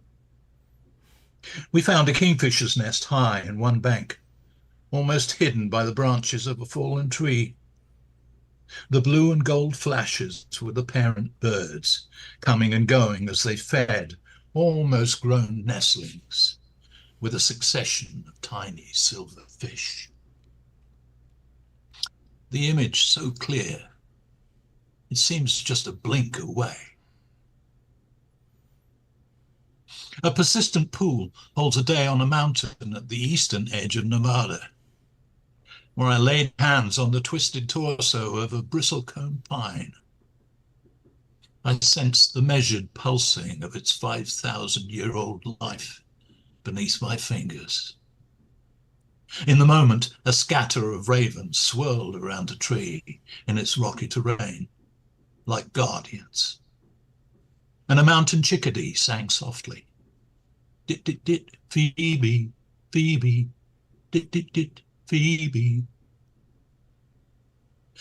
Words, the imperfect preservative.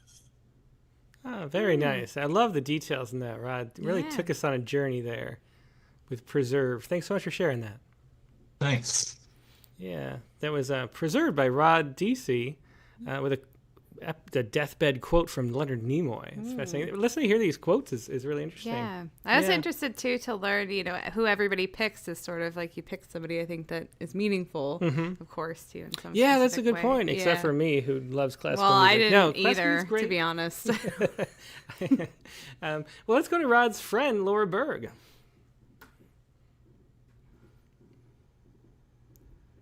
Are you there, Laura? She was next in line. But she did have a picture up. Maybe I should have skipped. We'll go to Laura Berg a little later. Okay. Let's go to Brian O'Sullivan next instead. Hello, Tim and Katie and everybody. Hey, Brian. Good to see you. Good to see you all. So, I have a poem that uses last words of Jesus, pre-resurrection. So I hope that still counts. And yes, I will allow. Great to me as I was sitting here. It's not technically. I mean, anyway. So the poem, for some reason, is called Agnostic Propaganda. I don't know if I put that in my mind, but it's not really propaganda, though. It's just being ironic. Okay, here we go. Agnostic propaganda. After Adam lay abounded, consummatum est. That's what Jesus said when all his miracles had led to his end. It is finished. My faith has diminished even unto disappearing, but here in this clearing, past the middle of life's way, I find I have to say, Deo gratias. I'm thankful in this mishigas for broken things like half a pair of wings, and for appalling yet fortunate fallings that ever prompt us to recover before our time is over. I'm forever thankful, though my faith is diminished, and though my song's unfinished. I love Great the rhymes, there. yeah. And a little form, too. Yeah, and of course, course... for people who can't see it, I should probably mention that the lines get shrink as it goes along. Kind of a concrete poetry thing. Yeah. So, and what Brian was referring to is the last episode of the Poetry Space, which we talked about poetry and propaganda, and Brian had a lot of interesting things to say. Yeah, and had to give us this propagandic poem. No, just kidding, right? Afterwards. But yeah, Brian did have a lot of interesting thoughts in that episode. If you haven't listened, it's worth it for Brian's contributions alone. I think, including things I didn't know about Wilfred Owen, who's one of my favorite poets. I know. Yeah. Brian dropped some knowledge. He definitely did. The professor was in the house. Yes, he was. Oh, thank you. But hopefully this poem was not real propaganda. I don't think it was. No, it's not. I was just teasing you, Brian. Yeah, well, thanks so much for sharing and always being here, Brian. We appreciate it. Thank you. My pleasure. Yeah. It was Brian O'Sullivan with Agnostic Propaganda. I really like the rhymes in that. I did too, yeah. It's not something Brian does as No, I know, that's not. I wouldn't yeah. have thought that was a Brian O'Sullivan poem. That's neat. I love us, like, breaking outside of our normal voice, you know, for prompts. Definitely. Yeah. All right, let's go next to, let's actually go to our friends in distant countries next. We have Siobhan Brownlee, who, after a couple hours, remember, oh, shoot, we have to Yeah, it's that part of the show. It is that part of the show where I realized I should have done you first. Hey, Siobhan, how you doing? Hello. Hi, Siobhan. So for this week, I did 2 prompts from last week. One was the last words, and the other one was, Katie, will you marry me? Prompt. So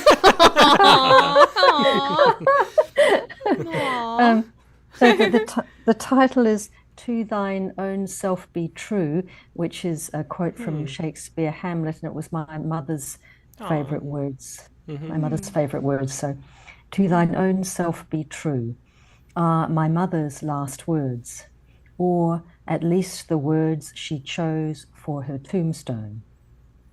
But I know she didn't always follow it. For 13 years, she hid the fact that, as she said later, she had lived like a nun. The sexless marriage was plagued. Ambition and alcohol and callous words had seeped into their skin. Are most of us not born to pluck sonorous chords of the same duet for long? Not destined to share cuddles of thought, write exultant days of images and rhythmic thrilling turns, and quietly quote Shakespeare at the end with that sole person? I know that you are true to one another, like pigeons making a nest, like 2 giant sunflowers in a blue vase, like breathing in and out. Will you wed? It's early morning. You're hiking up Circle Mountain. Night storm calmed, steep trails, small scrubs, somber valleys, rows of ridges carved soar. You catch your breath at the top, and the sunrise streams and says, yes. Oh, that was so sweet. That's so sweet. Oh, thanks so much That's for really writing that, sweet, Siobhan. Yeah. thanks. Well, Aw. you're an inspirational couple. You really are.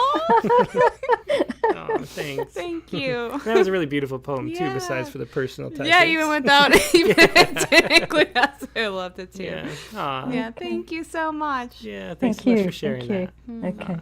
Thank you. Yeah. Bye-bye. Bye. That was Siobhan Brownlee with To Thine Own Self Be True. No. And now, let's see. So no one else is too distant. Let's do Laura Berg's here now. Let's go back to Laura Berg. Hey, Laura. Hi. Hi. Yeah, my body is back in the time zone, but my head is still a little bit muddled with the time difference. I understand that. Makes yeah. sense for sure. Yeah. Nice to be back and so Yeah, great interesting. to have you here. Mhm. Here we go. So we'll give it a try. I didn't do the epigraph. I just worked it into the body of the poem, but here we Great. go. Yeah. Yeah. Sounds good. Mm-hmm. Famous last words. Though not one detail of Pythagoras' life can be confirmed, he may have said in Calabria, while being chased toward a field of favas by spear-tossing Crotonians, better to perish here than to trample these poor beams.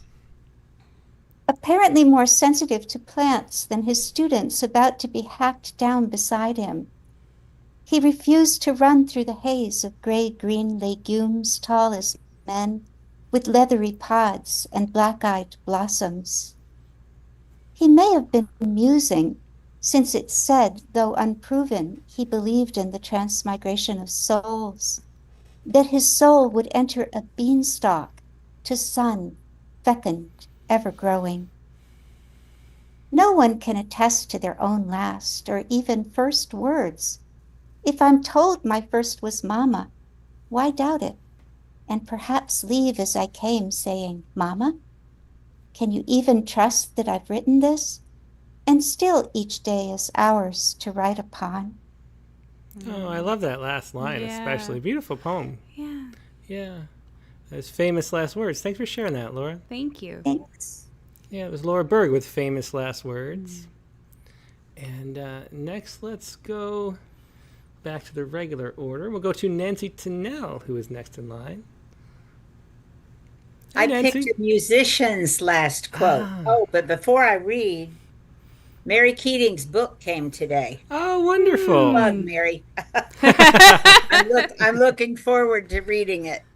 Of course, well, I've never said this before, but I actually have a degree in music history, musicology. Interesting. neat. And Yeah, I that's love really all neat. Mhm. things related to music. And so the last words of the Hungarian composer Bela Bartok were, I'm only sad that I have to leave with a full trunk. He had all these unfinished compositions. Yeah. And because he is Hungarian and he's considered a nationalistic composer, he incorporated a lot of his folk melodies from Hungary. You know, his native culture was reflected in his music. And so I looked up Hungarian poetry forms. Oh, neat. Oh, that's a And great idea. Yeah. there is one. There was a Renaissance poet called, his name was Balint Balassi. And he wrote these incredibly long lines, like 19 syllables in each line. And now we break it up into like 3 tercets, but they have a prescribed order. It's 6, 6, and 7 for the number of syllables. And so rather than these huge things that he wrote, and they call it a Balassi stanza. Oh, interesting. So I've written one, unfinished. It's unfinished business that causes my distress. I found no proper ending. I wrote throughout the night, but nothing sounded right. My poems are still waiting. They lie there unfinished, my chances diminished by all this hesitating. Yeah, good turn that last line. Yes. Yeah, really The interesting. rhyme form, scheme too. is prescribed too in a velocity stanza. Well, that was so creative to look up a Hungarian form. Wow. Well, I just thought I'll see what's out there. I'm a sucker for forms, experimenting with all these forms. Yeah, well, wonderful. Thanks so much for sharing that, All Nancy. right. Yeah. And learn something about you, too. Now I feel lazy for not looking up an obscure form. That's a great idea. Yeah, well, that was Nancy Snow with Unfinished in the Balassi stanza. That was really interesting. All right. Next up, we have Stephen Croft. Hey, Tim. Hey, Stephen. Good to see you. Thank you. The prompt asked for an epigraph, not the epigraph. So I realized the indefinite article allowed for more than one epigraph. Ah. So I'm taking But how could you have, wait a second. How could you have more than one last words? Maybe two different people Maybe did. not. No, it's not. They're both Nabokov. Wait a second. Wait a second. My subject does believe in reincarnation, though. Okay. How convenient. Yeah. And I'd also like to say as preliminary that a group of butterflies together is called a kaleidoscope, which I find interesting, like a murder of crows is interesting. Yeah, that's a cool collective name. I did not know. A kaleidoscope of butterflies. Yeah. Aw. So this is in the butterfly atrium at Callaway Gardens. Human life is but the first installment of the serial soul. Vladimir Nabokov, Lectures on Literature. A certain butterfly is already on the wing. Vladimir Nabokov, Last Words. Canopy of tropical trees around a central water garden, here where blessings razzle and dip, one floats down my sleeve, lights on the heel of my palm, flutters a song in a silent voice, while others land around me, quietly drinking the brightness of flowers. Many more float up, looking like tiny flying wishes, reaching for a great beyond in the blue sky above the ceiling's glass, like a kaleidoscope release of an inner self. In the hallway to the atrium, rows of chrysalides hang behind glass, small silken coffins, quiet resurrectionists, each awaiting a rebirth. Oh, that really makes you want to go to a butterfly Yeah. garden. That's beautiful. Thanks for sharing that, Steve. All right, thank you. Yeah, and then a certain butterfly is already on the wing. That's the kind of last word that was definitely thought of it way ahead of time. Like he was how holding many that times did he say it? Like for like 20 years. Like he's like, I have to cough, and then he's like, he says, "Oh, by the way," I should laugh about this. Yeah, well, he lived a full life. He did. People are still writing poems about him years on. So, All right. Well, next up is Mike Bales. I didn't see your blue button. I had to hit the Oh, we unmute. got you. Hey, Mike, good to see you. That's Yeah. fine. I'm unmuted. I've got a bachelor's in sociology, but through all the music I've listened to and all the things I read, I probably have my unofficial master's in meteorology. Bad joke. We used in this critique group, we had someone who wrote like Irma Bombeck humor. It's kind of funny when her stuff wasn't clicking with us, and she'd say, "I lost my funny today." That's sweet, Yeah, though. I forget the name of the song. I forget the name of the song, but there's a song where Paul McCartney cried because the lyrics reminded him of John Lennon's last words. I did add a line here by pen that you'll see I added something. The quote's kind of woven in. It's the italic letters, then it's kind of woven into the poem. It's called John Lennon's Last Words to Paul McCartney. Think about me. John and Paul stood together and hugged each other in a hallway at the Dakotas, and their bond unrestrained by feuds over the years. They toured the world, and and a moment once shared, realized it was theirs. Every now and then, the music they embraced, and they loved wives and family, and the world they changed with melody and song. Old friend, they found the courage to say they loved each other. Two boys from Liverpool turned men. They turned down an invitation to reunite on Saturday Night Live, to sit together and let memories sing the years. Oh, that's sweet. I never knew those were the last words. Yeah. Think about me every now and then, old friend. Yeah. Yeah. Yeah, I heard about it, then looked it up to make sure. Yeah, yeah. Well, very cool poem. Thanks so much for sharing that, Mike. Okay, thanks. Yeah, take care. That was Mike Bales with John Lennon's last words to Paul McCartney. And next up, let's go to Jared Campbell. Hello, everyone. Hey, Jared. Good to see you. Yep, good to see you. I have to say, from your Paradise poem last week, I've been listening to the song Paradise by George Ezra, and I keep picturing Paradise, the place for your poem, as I'm riding my bike. That was a strange place. Yeah, that was. Yes, it was. So what I did a sonnet. I used the Laura method, where I took the last words and used them in the poem. But I did a sonnet about Winston Churchill. Ah, great. So Winston Churchill, January 24th, 1965. Danger, adventure, organizing schemes of desperate audacity, the fame that follows the successes of such schemes, disgrace that follows failures of the same, the intoxicating exercise of power, the softness of a house cat's fur, the plain strength of a well-drilled English sentence, an hour indulging in some oysters in champagne, the play of sunlight on the surface of a goldfish pond, surviving a depression, and surviving long enough to watch depression rolling in again, the rise and fall of enemies and allies, the fruits of love and withering age. I'm so bored with it all. Yeah, really interesting. Well, I could see that one as being a real one. Word. Yeah, that's true. So those were his last words. I'm so bored with it all. Yeah, I could definitely see that. It's kind of like saying to life, thanks, but no thanks. Well, it's another good life, though. He did a lot. Yeah. It'd be hard to get a lot, the same sense of adventure. Well, that's definitely true. That's true. Yeah. Well, thanks so much for sharing that, Jared. I always love a sonnet. Yeah, thank you. As Jared Campbell with Winston Churchill, January 24, 1965. Next, let's go to Bijwajit Mishra.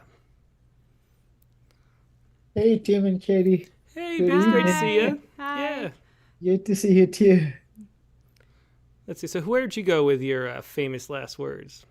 Oh, mine is. I didn't know much about it, so I went the one I knew about. That's Gandhi's last words. I mean, it's very well known. It's shown in the movie and everyone. So, and mine is a Charita. I don't write many Charitas. This is one of them. So it's a short poem. It's called Hey Ram. So which could mean that, oh God. So Gandhi was coming out of the prayer. He did that community prayer in Delhi, like everybody was a collective prayer, came out, and that's when he was shot. So he came out of the prayer and he was shot, and that's when he said, the guy who shot, he said, Namaste, Bapu. Like, he was called Bapu, means the father. So he said Namaste, and then he shot him. Oh, wow. So last words were Hey Ram.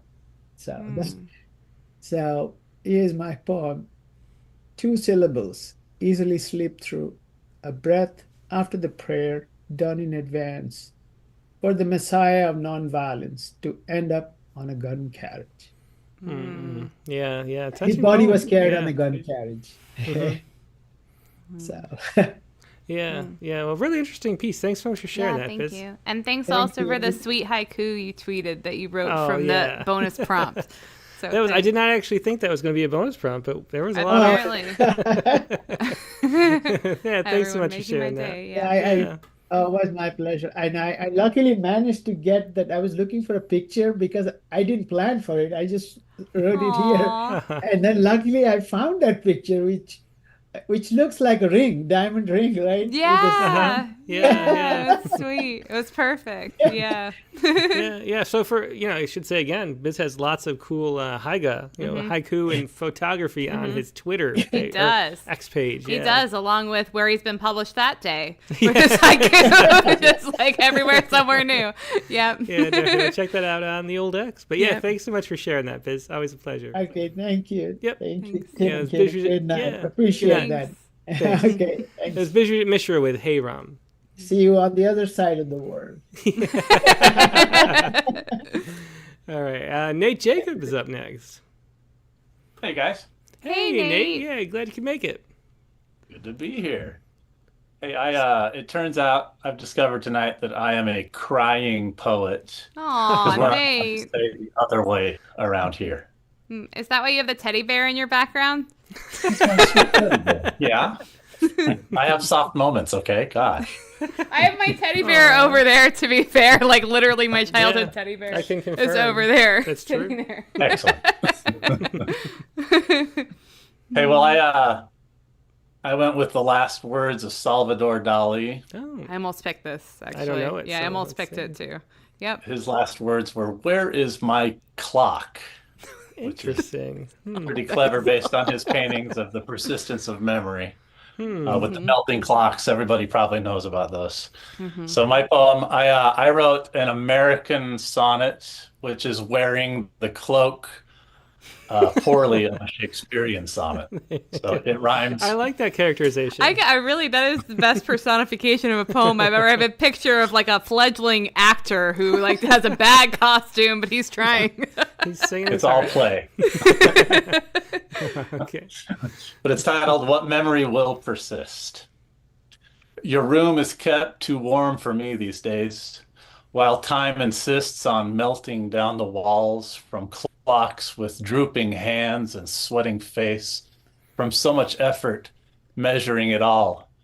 The time I brought your cat, he sat and purred, but you forgot its name, forgot mine too. The time we spent on every new crossword, the time we snuck out, went for lunch, us two, got lost along the way and wandered free on roads that seemed familiar from back when we both were younger, you especially. You looked at me, you called me by my name just then. You won't remember much longer though, but I will, up until I don't.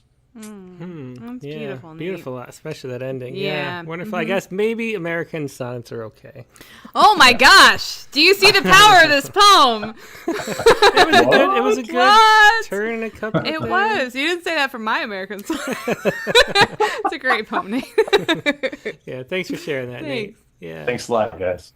Yeah, so that purported quote was, "Where is my clock?" What is the one that you I saw a heard? different quote. What was it? Do you remember? I don't know. Something about time that was ironic also. So I don't know. Yeah. Maybe just saying a lot of things with clocks. Seems like a He good just idea said if you're you Dolly. Yeah, well, it is, really good brand. I think maybe I didn't expect this to be something where I'm cynical about every person's last well, I find it interesting, which ones work, which ones don't. A lot of people with an estate to sell seem to have more interesting last words. I That's think true. That's fair. I like the cynic coming out. All right. But the people who just got shot, shout something out, and people heard it. And we're not writing poems about them right now. Well, we do the Gandhi. That's true. Yeah. And Lenin. We got a couple. Okay. And RFK. Okay, fair enough. Anyway, It's true. Okay. Well, that was Nate Jacob with "What Memory Will Persist" after the Salvador Dali. And next, let's go to none other than Zachary Honeycutt. Well, hello there, Tim and Katie. Hi. Hey, Zachary. Good to see you.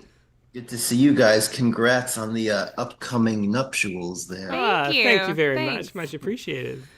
Yeah. So I also did John Lennon. I did a poem about his death, but I did it from the perspective of death itself, not mentioning death. Interesting. So yeah, I don't want to be insulting to John Lennon because I think that, obviously it's John Lennon, but I kind of took some artistic license with this, kind of like, I don't know, maybe along the lines of like sympathy for the devil, something like that. Interesting. So yeah, so I'll just go ahead and read it. Great. I'm Shot, John Lennon, on December 8th, 1980. If you don't know, then let me make it plain. Come I for different men? To me, they are the same. Abstain from your surly remarks and unjustified hate.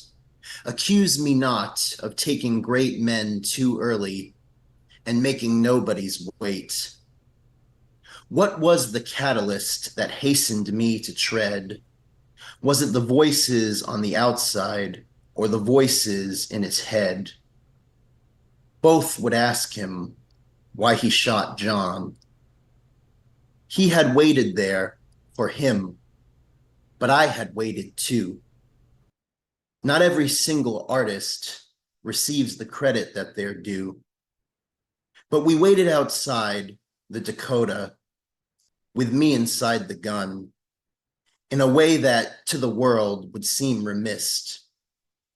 Was it the voices of the day bleeding in between the lines we read? Was it because of something vain that he at one point said? I took John Lennon, but he got the credit as he sat there and read The Catcher in the Rye. Yeah, that first line, that if you don't know, then let me make it plain. Come I for different men? To me, they are the same. Really great use of that, right? Yeah, that was really creative, interesting look at the other side of this prompt, I'd say. Yeah, definitely. Yeah. Thanks for sharing that, Zach. Thanks. Yeah, thank you guys. Very See you cool. guys next week. See you. Yeah, that was Zachary Honeycutt with I'm Shot. And next, let's go to Monica Dobos. Well, hello, everyone. Hi. Hey, Well, Monica. given the gravity of the theme this week, I thought it was my duty to cheer everyone up. Oh, Well, you great. always do, Monica. Yeah. That's true. Else, my son was pretty sick last weekend with COVID. Oh, I'm and- sorry to hear. Yeah, my kids had it too. It's just all over because we're in a similar area, and it's spreading all over Southern California. That's for sure. Yeah, it lingered in my mind, and then somehow a mosquito too found its way in there, and I did some research on mosquitoes, and then this is my poem, and it's called "The Short Yet Reckless Life of Mimi Mosquito." And this is the epigraph. Please send Carla to phlebotomy school and my poems for publication in The Sun, Rattle, or whatever. From me. Yeah. I'd told Mimi many times to get a COVID shot, frail bug that she was, but she hated white coats. I suggested she see Mr. Bat. She buzzed. He made her dizzy. When I got COVID, I would always wear a mask, but she never respected my stinging regimen. I sanitized the calves. She went for the arms. I stretched my toes out. She bit my ears. Sure enough, she got the bug, and after 2 hours of high fever buzzing, she passed, leaving a haiku on my wrist. Yes, she was a poet. The third time she crossed 5 of her spindly legs, bounced little Carla on her 6th, dipped her proboscis into my body. She was sweet on 7 stanza sestinas. I never quite knew what they were about, but she was a master at end rhymes, and they itched like hell. Now here I am next to her tiny coffin. I brushed the hair on her legs and put some rouge on 2 of her noses. The third couldn't stand the nebulizer and had fallen off. I closed the lid to the matchbox, wiped off a tear, felt another sting. It seemed like Carla was a poet too. That was my death poem, and I hope I did it. A very fun poem, That was Monica. fun, That yeah. was, yeah.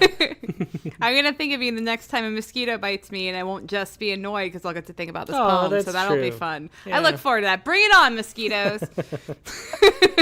Well, we are in the right place for it right about now. Thanks so much Thank for you, sharing that, Monica. Monica. Yeah.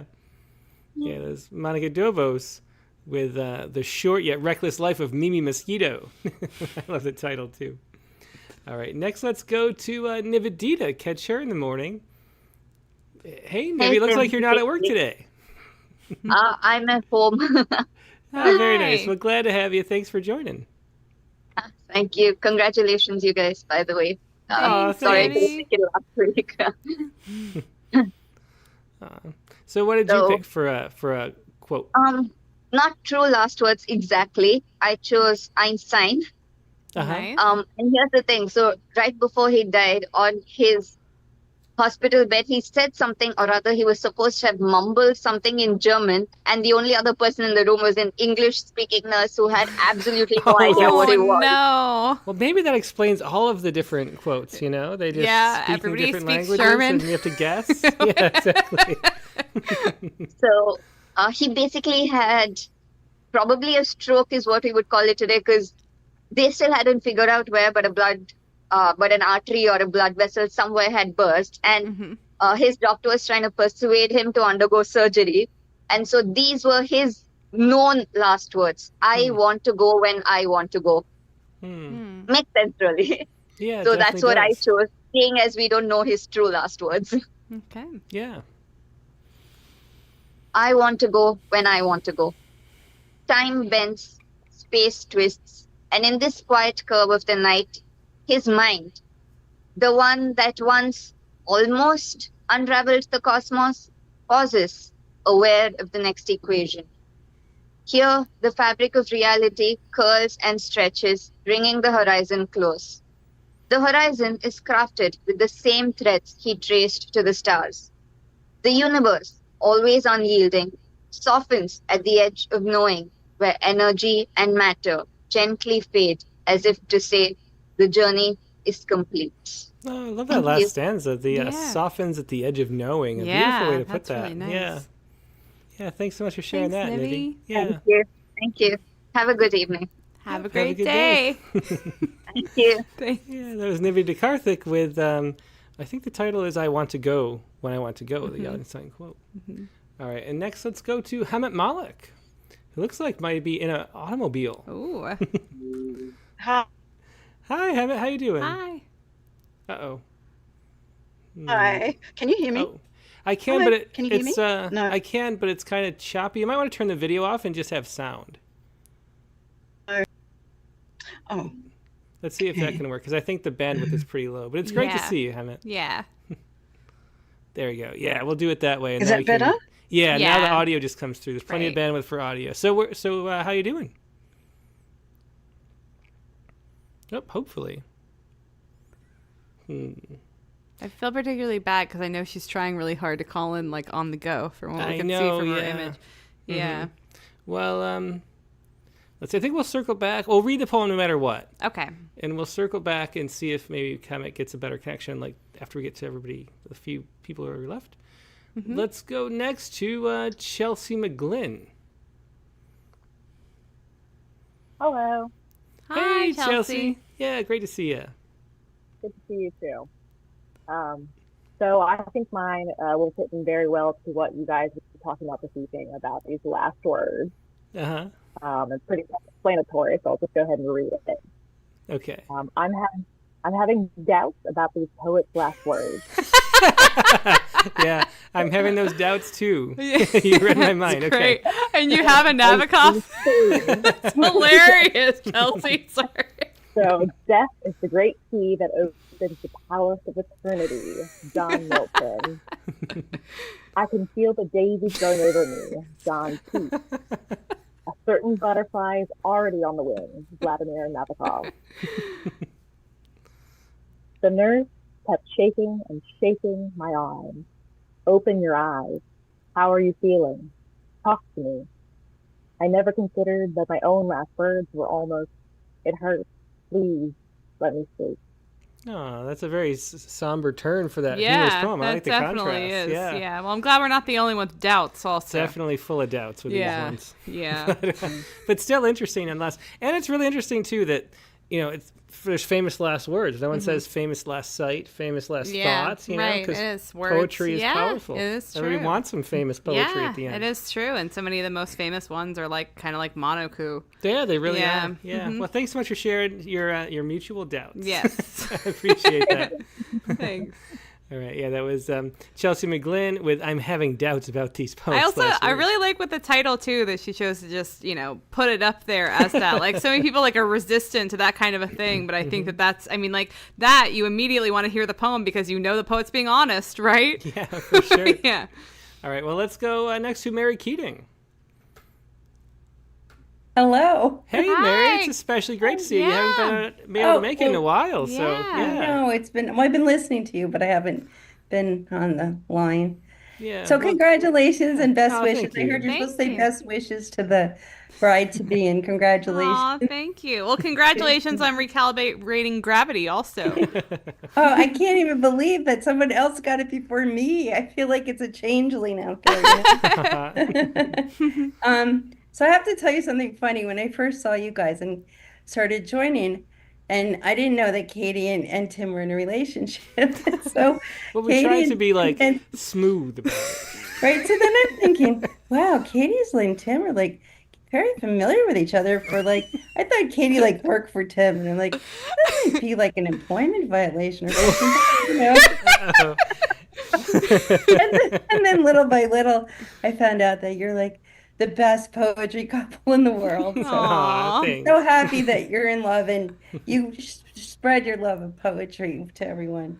Thank you. Thanks, great. Mary. So, today, bored out of my mind, I was thinking, what will I do? So I said, I'll do this poem. And so I found this quote by Isaac Newton, and then I didn't really know where to go with it. So I listened to the poetry space about propaganda. So I thought, I'll put this together. And wouldn't it be funny if we talked about the muse of inaugural poets that's nice. And how they have the terrible gig, this muse, because it's all propaganda, right? So here we go. I can see a whole book, different muses for different that's really types. interesting. Yeah, so here's the muse of idea. inaugural poets with Isaac Newton's quote. I seem to have been only like a boy playing on the seashore and diverting myself now and then in finding a smoother pebble or a prettier shell than the ordinary, whilst all the great ocean of truth lay all undiscovered before me. Oh, that's a great quote. I like that. Yeah. I found that first, and then I heard your talk, and I'm like, oh my. Yeah. So I mean, I don't know. I don't think you actually said it, but I love it, though. It's time again to swear in a new president. Time for the nation's poet laureate to compose verses of hope and praise for the new administration, to call on me for inspiration. Will this poet be like a landlubber, visiting the Cayman Islands, sunning themselves poolside at one of those cookie-cutter resorts that run up and down 5 Mile Beach, umbrellaed Captain Morgan's drink in one hand, latest Tom Clancy novel in the other? Or will this poet dip a toe into the sea, maybe don a snorkel and fins, venture a few feet from shore to discover parrotfish skirting above a family of lobsters strolling by Christmas tree coral, decorated with red fans and angelfish? Return home like those before to write poetry filled with palm trees, flat white beaches, balmy weather, maybe a bit chagrined to be bored in paradise? The ocean just a large blanket of water, changed only by light refraction or weather patterns? Or will this poet be the rare poet, the one that readily slips on scuba gear, plunges headfirst into the depths, discovers caves, underwater tunnels, and a great wall that drops miles below her feet as she floats out into the unknown void, uneasy, yet exhilarated by what might rise up to illuminate or annihilate everything we believe? Oh, beautiful. Yeah, I that's love that great. at the end, Wow. too. Yeah, and so I love the concept, especially. Yeah, the I want the music. scuba diving poet in there. Definitely. Definitely. Yeah. Thanks for sharing that, Mary. Thanks. And do tell us a little more about the book that Nancy Tinell mentioned. Thanks. Yeah. Mm-hmm. So I put together my life in verse, and I learned to scuba dive. So when I was 15, I was paralyzed in a car accident, and it always struck me how people would always come up to me and say, "Oh, that's horrible," or whatever throughout my life. And it was sort of shifting my view of what gravity means. And also, when you become paralyzed, you have to relearn your gravity space. So there's a lot of things going on with gravity. So I just thought I'd tell my story, but in poetry, because poetry, as you know, combines what do you call cognitive dissonance? Cognitive dissonance. Yes. Yeah. Together, and just put different poems together. So I have before, growing up as a kid, and then after my accident, and then dealing with the prejudice of it, and then just then other poems about my observations of life. So I'm really excited and very nervous because it's my first poetry book and it's my memoir. So Well, congratulations. Yeah, And congratulations. what's the title and where can people find it? it's called Recalibrating Gravity, and it's on Amazon, and it's Woodhall Press is my publisher. Katie was nice enough to do a blurb, which is in the book, and it's available, and apparently it's out, and I don't have a copy of it yet. Yeah, the title is wonderful too. By the way, I think you really nailed it with that aspect too, having been lucky enough to read it already. Oh, thank you so much. Yeah, well, So thanks. there I'm we glad are. you could, yeah, congratulations on the Yeah. book, and thanks for sharing this poem, Yeah, too. That thanks, was fun. Mary. Yes, and congratulations again on your upcoming Thanks. thing. Thank you. Thank So, you. Thank you, and I'm going to go now. Bye. Okay. That was Mary Keating with the Muse of Inaugural Poets. Thanks for sharing that, Mary. And let's try Hammett again. Hammett's back, but don't worry. Let's see if we can see if I'll read the poem for you if you can't, but we'll try it again. Are you there, Hammett? Okay. Yay. Can you hear me? Yes. I can. Yep. Yes. Yep. We hear you. It's the universe is probably saving me from reading it. Oh, I doubt that. Having read your poems. We'll see. Okay. I chose Karl Marx, his last words, which were, "Go on, get out. Last words are for fools who haven't said enough." So that sent me on a rant. So I apologize now for my rant in advance. Okay. Time to prick this word bubble. Listen, there are words I need to hurl at you before I'm gone. I've swallowed whole languages, you know, that linguists would have puzzled on, their coffee cold, decoding notes of songbird lilt and machine gun spray, and how the diction varies from room to room and night to day. I hate soccer, and only a prick would count the clothes in a washing machine, and I imagined it sucking you in and your legs spinning out while Pavarotti spun Nessun Dorma till the window shook applause. That day you blamed me for the guy that sent our car swerving across the freeway, waking you to cry your poison while I swung this way and that in fast slow motion to save us all. You were a prick then too. And prick I would chant in the shower with the mat pushed to the door to hide the light of the heater when I'd click it on with the fan so I wouldn't shiver and you wouldn't shout. If you'd thought that I was too puffed up, you could have untied my ribbon with your fingertips to let enough out, but you grabbed your big fat paintbrush and painted a big fat target for your big fat arrows. There, now that said, you and your little friend Cupid can pack up your myths and fly away. There's nothing here you'll pierce again. Yeah, wonderful ending on that one too. That's definitely not a rant. Definitely not. I'm sorry, it was. No, it it's was a beautiful rant poem. that was harnessed into a poem. It didn't feel like a rant. Yeah. I've been grown up with my dad. I've heard a rant before. No. That was Thank you. beautiful. What Thanks very interesting much. details. Yeah. Yeah, that definitely was. Thanks for sharing that. Thank Hammett. you. Thank you. Take care. Bye-bye. Yep. Bye. That was Hammett Malik with a Time to Prick This Word Bubble. Cool title, yeah, that's too. A cool title, too. All right, and next, let's go to Joanna Woods. Hello, hello. Hi, Joanna. Yeah, great to see you. Yeah. Likewise. Great show tonight. I was putting some kids to bed earlier, so I had to hop on and off, but so enjoyable. Oh, great. Yeah, so what did you pick for your quote? Well, I'm one of many who picked the Oscar Wilde quote, "This wallpaper is killing me, one of us must go." Yeah, it's great. That is really good. It just makes me laugh, and also I'm not sure I believe it either. I know there's I was Googling it to be like, was that the real quote? And there was for Oscar Wilde, I think it might be true. He seems like he's up to the challenge of actually saying that. Yeah, that's true. It does seem that way. It is funny though, because I did see other translations of it that were from the time shared, but here goes. Okay. This wallpaper is killing me. One of us must go. Oscar Wilde. It goes with the black and white photo of Patti Smith printed on 8.5 by 11 paper in the bottom of my guitar case. The subtle inkjet banding lines striping through her startled eyes and black hair. Those eyes told me everything. At 16, I wanted it as my Hotmail handle, a literary tie-in to one of the few authors I'd read enough of to have space with. It might attract the wrong sort of attention.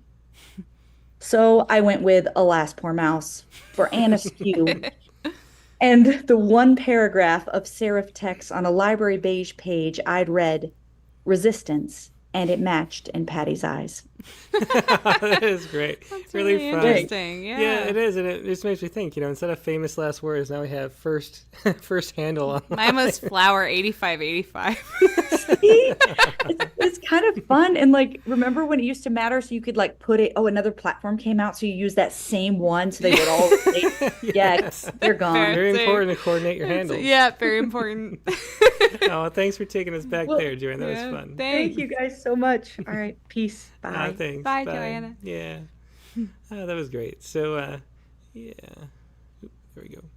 Yeah, that was Joanna Woods with This Wallpaper's Killing Me. One of us must go. I think that might be the best last words ever. Yeah, and that's really great. Looking at houses, I think that whenever I see wallpaper that's hideous, I'm like, the Oscar Wilde line. Yeah, really fun quote. Okay, well, thanks. That was Joanna Woods. Thanks for sharing that, Joanna. And let's see. I think we're gonna wrap it up with that. Let's do the Sciku. And the Sciku for this week is based on this story right here. Am I forgetting something? No. Okay. I don't think so. I thought you were. Wait, and then I'm like, yeah, we do this first, and then we go to the other. Mm-hmm. Yeah. Okay. So, doing good. Okay. So it's based on this article from Okinawa Institute of Science and Technology. And let me see if we can get it all on the screen. And then get it there. Okay. Well, no, that's more. Every time. Yeah. Yeah. It's like more than any other websites. They really try to cram it onto a phone screen. Okay. So, morphing facial technology sheds light on the boundaries of self-recognition. So what they did is they you can kind of see it here. Mm-hmm. They use AI to morph your face. Yeah, no. And then slowly they gradually, they did it both ways. They took someone else and slowly morphed it into you. Isn't that like what a mirror house does for Halloween? Now they're just okay. And they ask you when it sort of feels like you, when it becomes you. Whoa. And the other way around, is it morphs out of you when? And then they did another thing where they put your face cloned onto someone else's face, and then had you move and stuff. And what they found is, in a weird way, it's kind of complicated, but the people who were wearing someone else's face. All right, Hannibal. Okay, they felt more agency over the face. Which is a weird thing you think about. So like an online avatar type thing, you feel more in control over that than you do your own body. Whoa. It was their weird conclusion of this based on this sort of research they did. So, and so it has a lot of implications for because one of the worries is what if you see a picture of yourself that some Facebook has stolen, selling you toothbrushes, if it's this is Tim Green, I'm selling toothbrushes. Hey Tim, you should buy this toothbrush. I would buy that toothbrush. Exactly. Anyway, so there's just worries about how much recognizing yourself, but actually like being in control of someone else is like the most powerful thing. It's really bizarre. Gosh. Anyway, Okay. that was a weird article. And anyway, a weird article begets a weird Sciku. And I know you like the more avant-garde sort of strange ones, so I try to go this way. Well, we talked about that last night, so I figured I'd do a weird one. Here we go. It is this. Oh, I like this one. Sorry, Okay, so there's that. All the faces, the mirror faces the all. That's real. I really like that one. That is right. Speaking to my esoteric haiku heart. You do like your esoteric haiku. Do. So that one's for you. Yeah, I love it. Thank you. This week's Sciku. And what is the prompt for next week going to be, Katie? I'm still caught on the Sciku. I'm sorry. Okay. No, I'm. Will you pull it up? The prompt for next week is going to be... Okay. Write a persona prose poem set in the future. So I think that this is not going to be a shock that we are writing a prose poem Definitely. in this situation, but I wanted to use it as an experiment where we kind of get outside of ourselves in order to write it. So set in the future, and then it's a persona poem, so we're stepping into somebody else's shoes kind of to write this. So a character. So in the voice of someone else, that's a persona, because sometimes I forget. Okay. Okay. Because it's not personification, which is different. Yeah. Persona. You're speaking as someone else set in the future. Well, that's a very open-ended, but a good use of the prompt for the prose poem, which we learned a whole lot about today. And my challenge this week is going to be not making it a hyphen. Yeah, a hyphen is not a prose poem. No, but I want to make it a hyphen. No, you cannot. You can secretly later, but don't share that. See, like, what if I'm just like, hey, this is a prose poem with a very unrelated haiku directly after. I don't think you're gonna fool anybody there, Dozier. Famous last words. All right. Well, that is the prompt for next week, and we already plugged the poetry space. So let's say the guest for next week is going to be. Dorianne Lux. I'm so excited. Yeah, I mean, one of our favorite poets. She was on episode, I'm going to pretend I know, 46. Oh, nice. Yeah, I don't really know, though, but it's around there. I think it's 48. That's my guess. Okay. My money's on 48. On 48? All 47, right. 48, 9, 30. The price is right. Okay. $1. So anyway, this is, Dorianne Lux, she has a new book of poems out, but also this new book of craft book, Finger Exercises for Poets. Which I ordered and got the second day it was out. You definitely did. And I've read it, and it's great. Yeah. Yeah, it's a wonderful book. Katie's been reading it to me, and it's a really wonderful book and wonderful poet. She's one of the best. That's Dorianne Lux next Sunday, September 8th, 8 p.m. Eastern, 5 p.m. Pacific, the regular time. Also, your persona prose poem set in the future. That's Rattlecast number 261. Looking forward to it. Hope you have a great week in the meantime, and we'll talk to you later. Good night. Good night.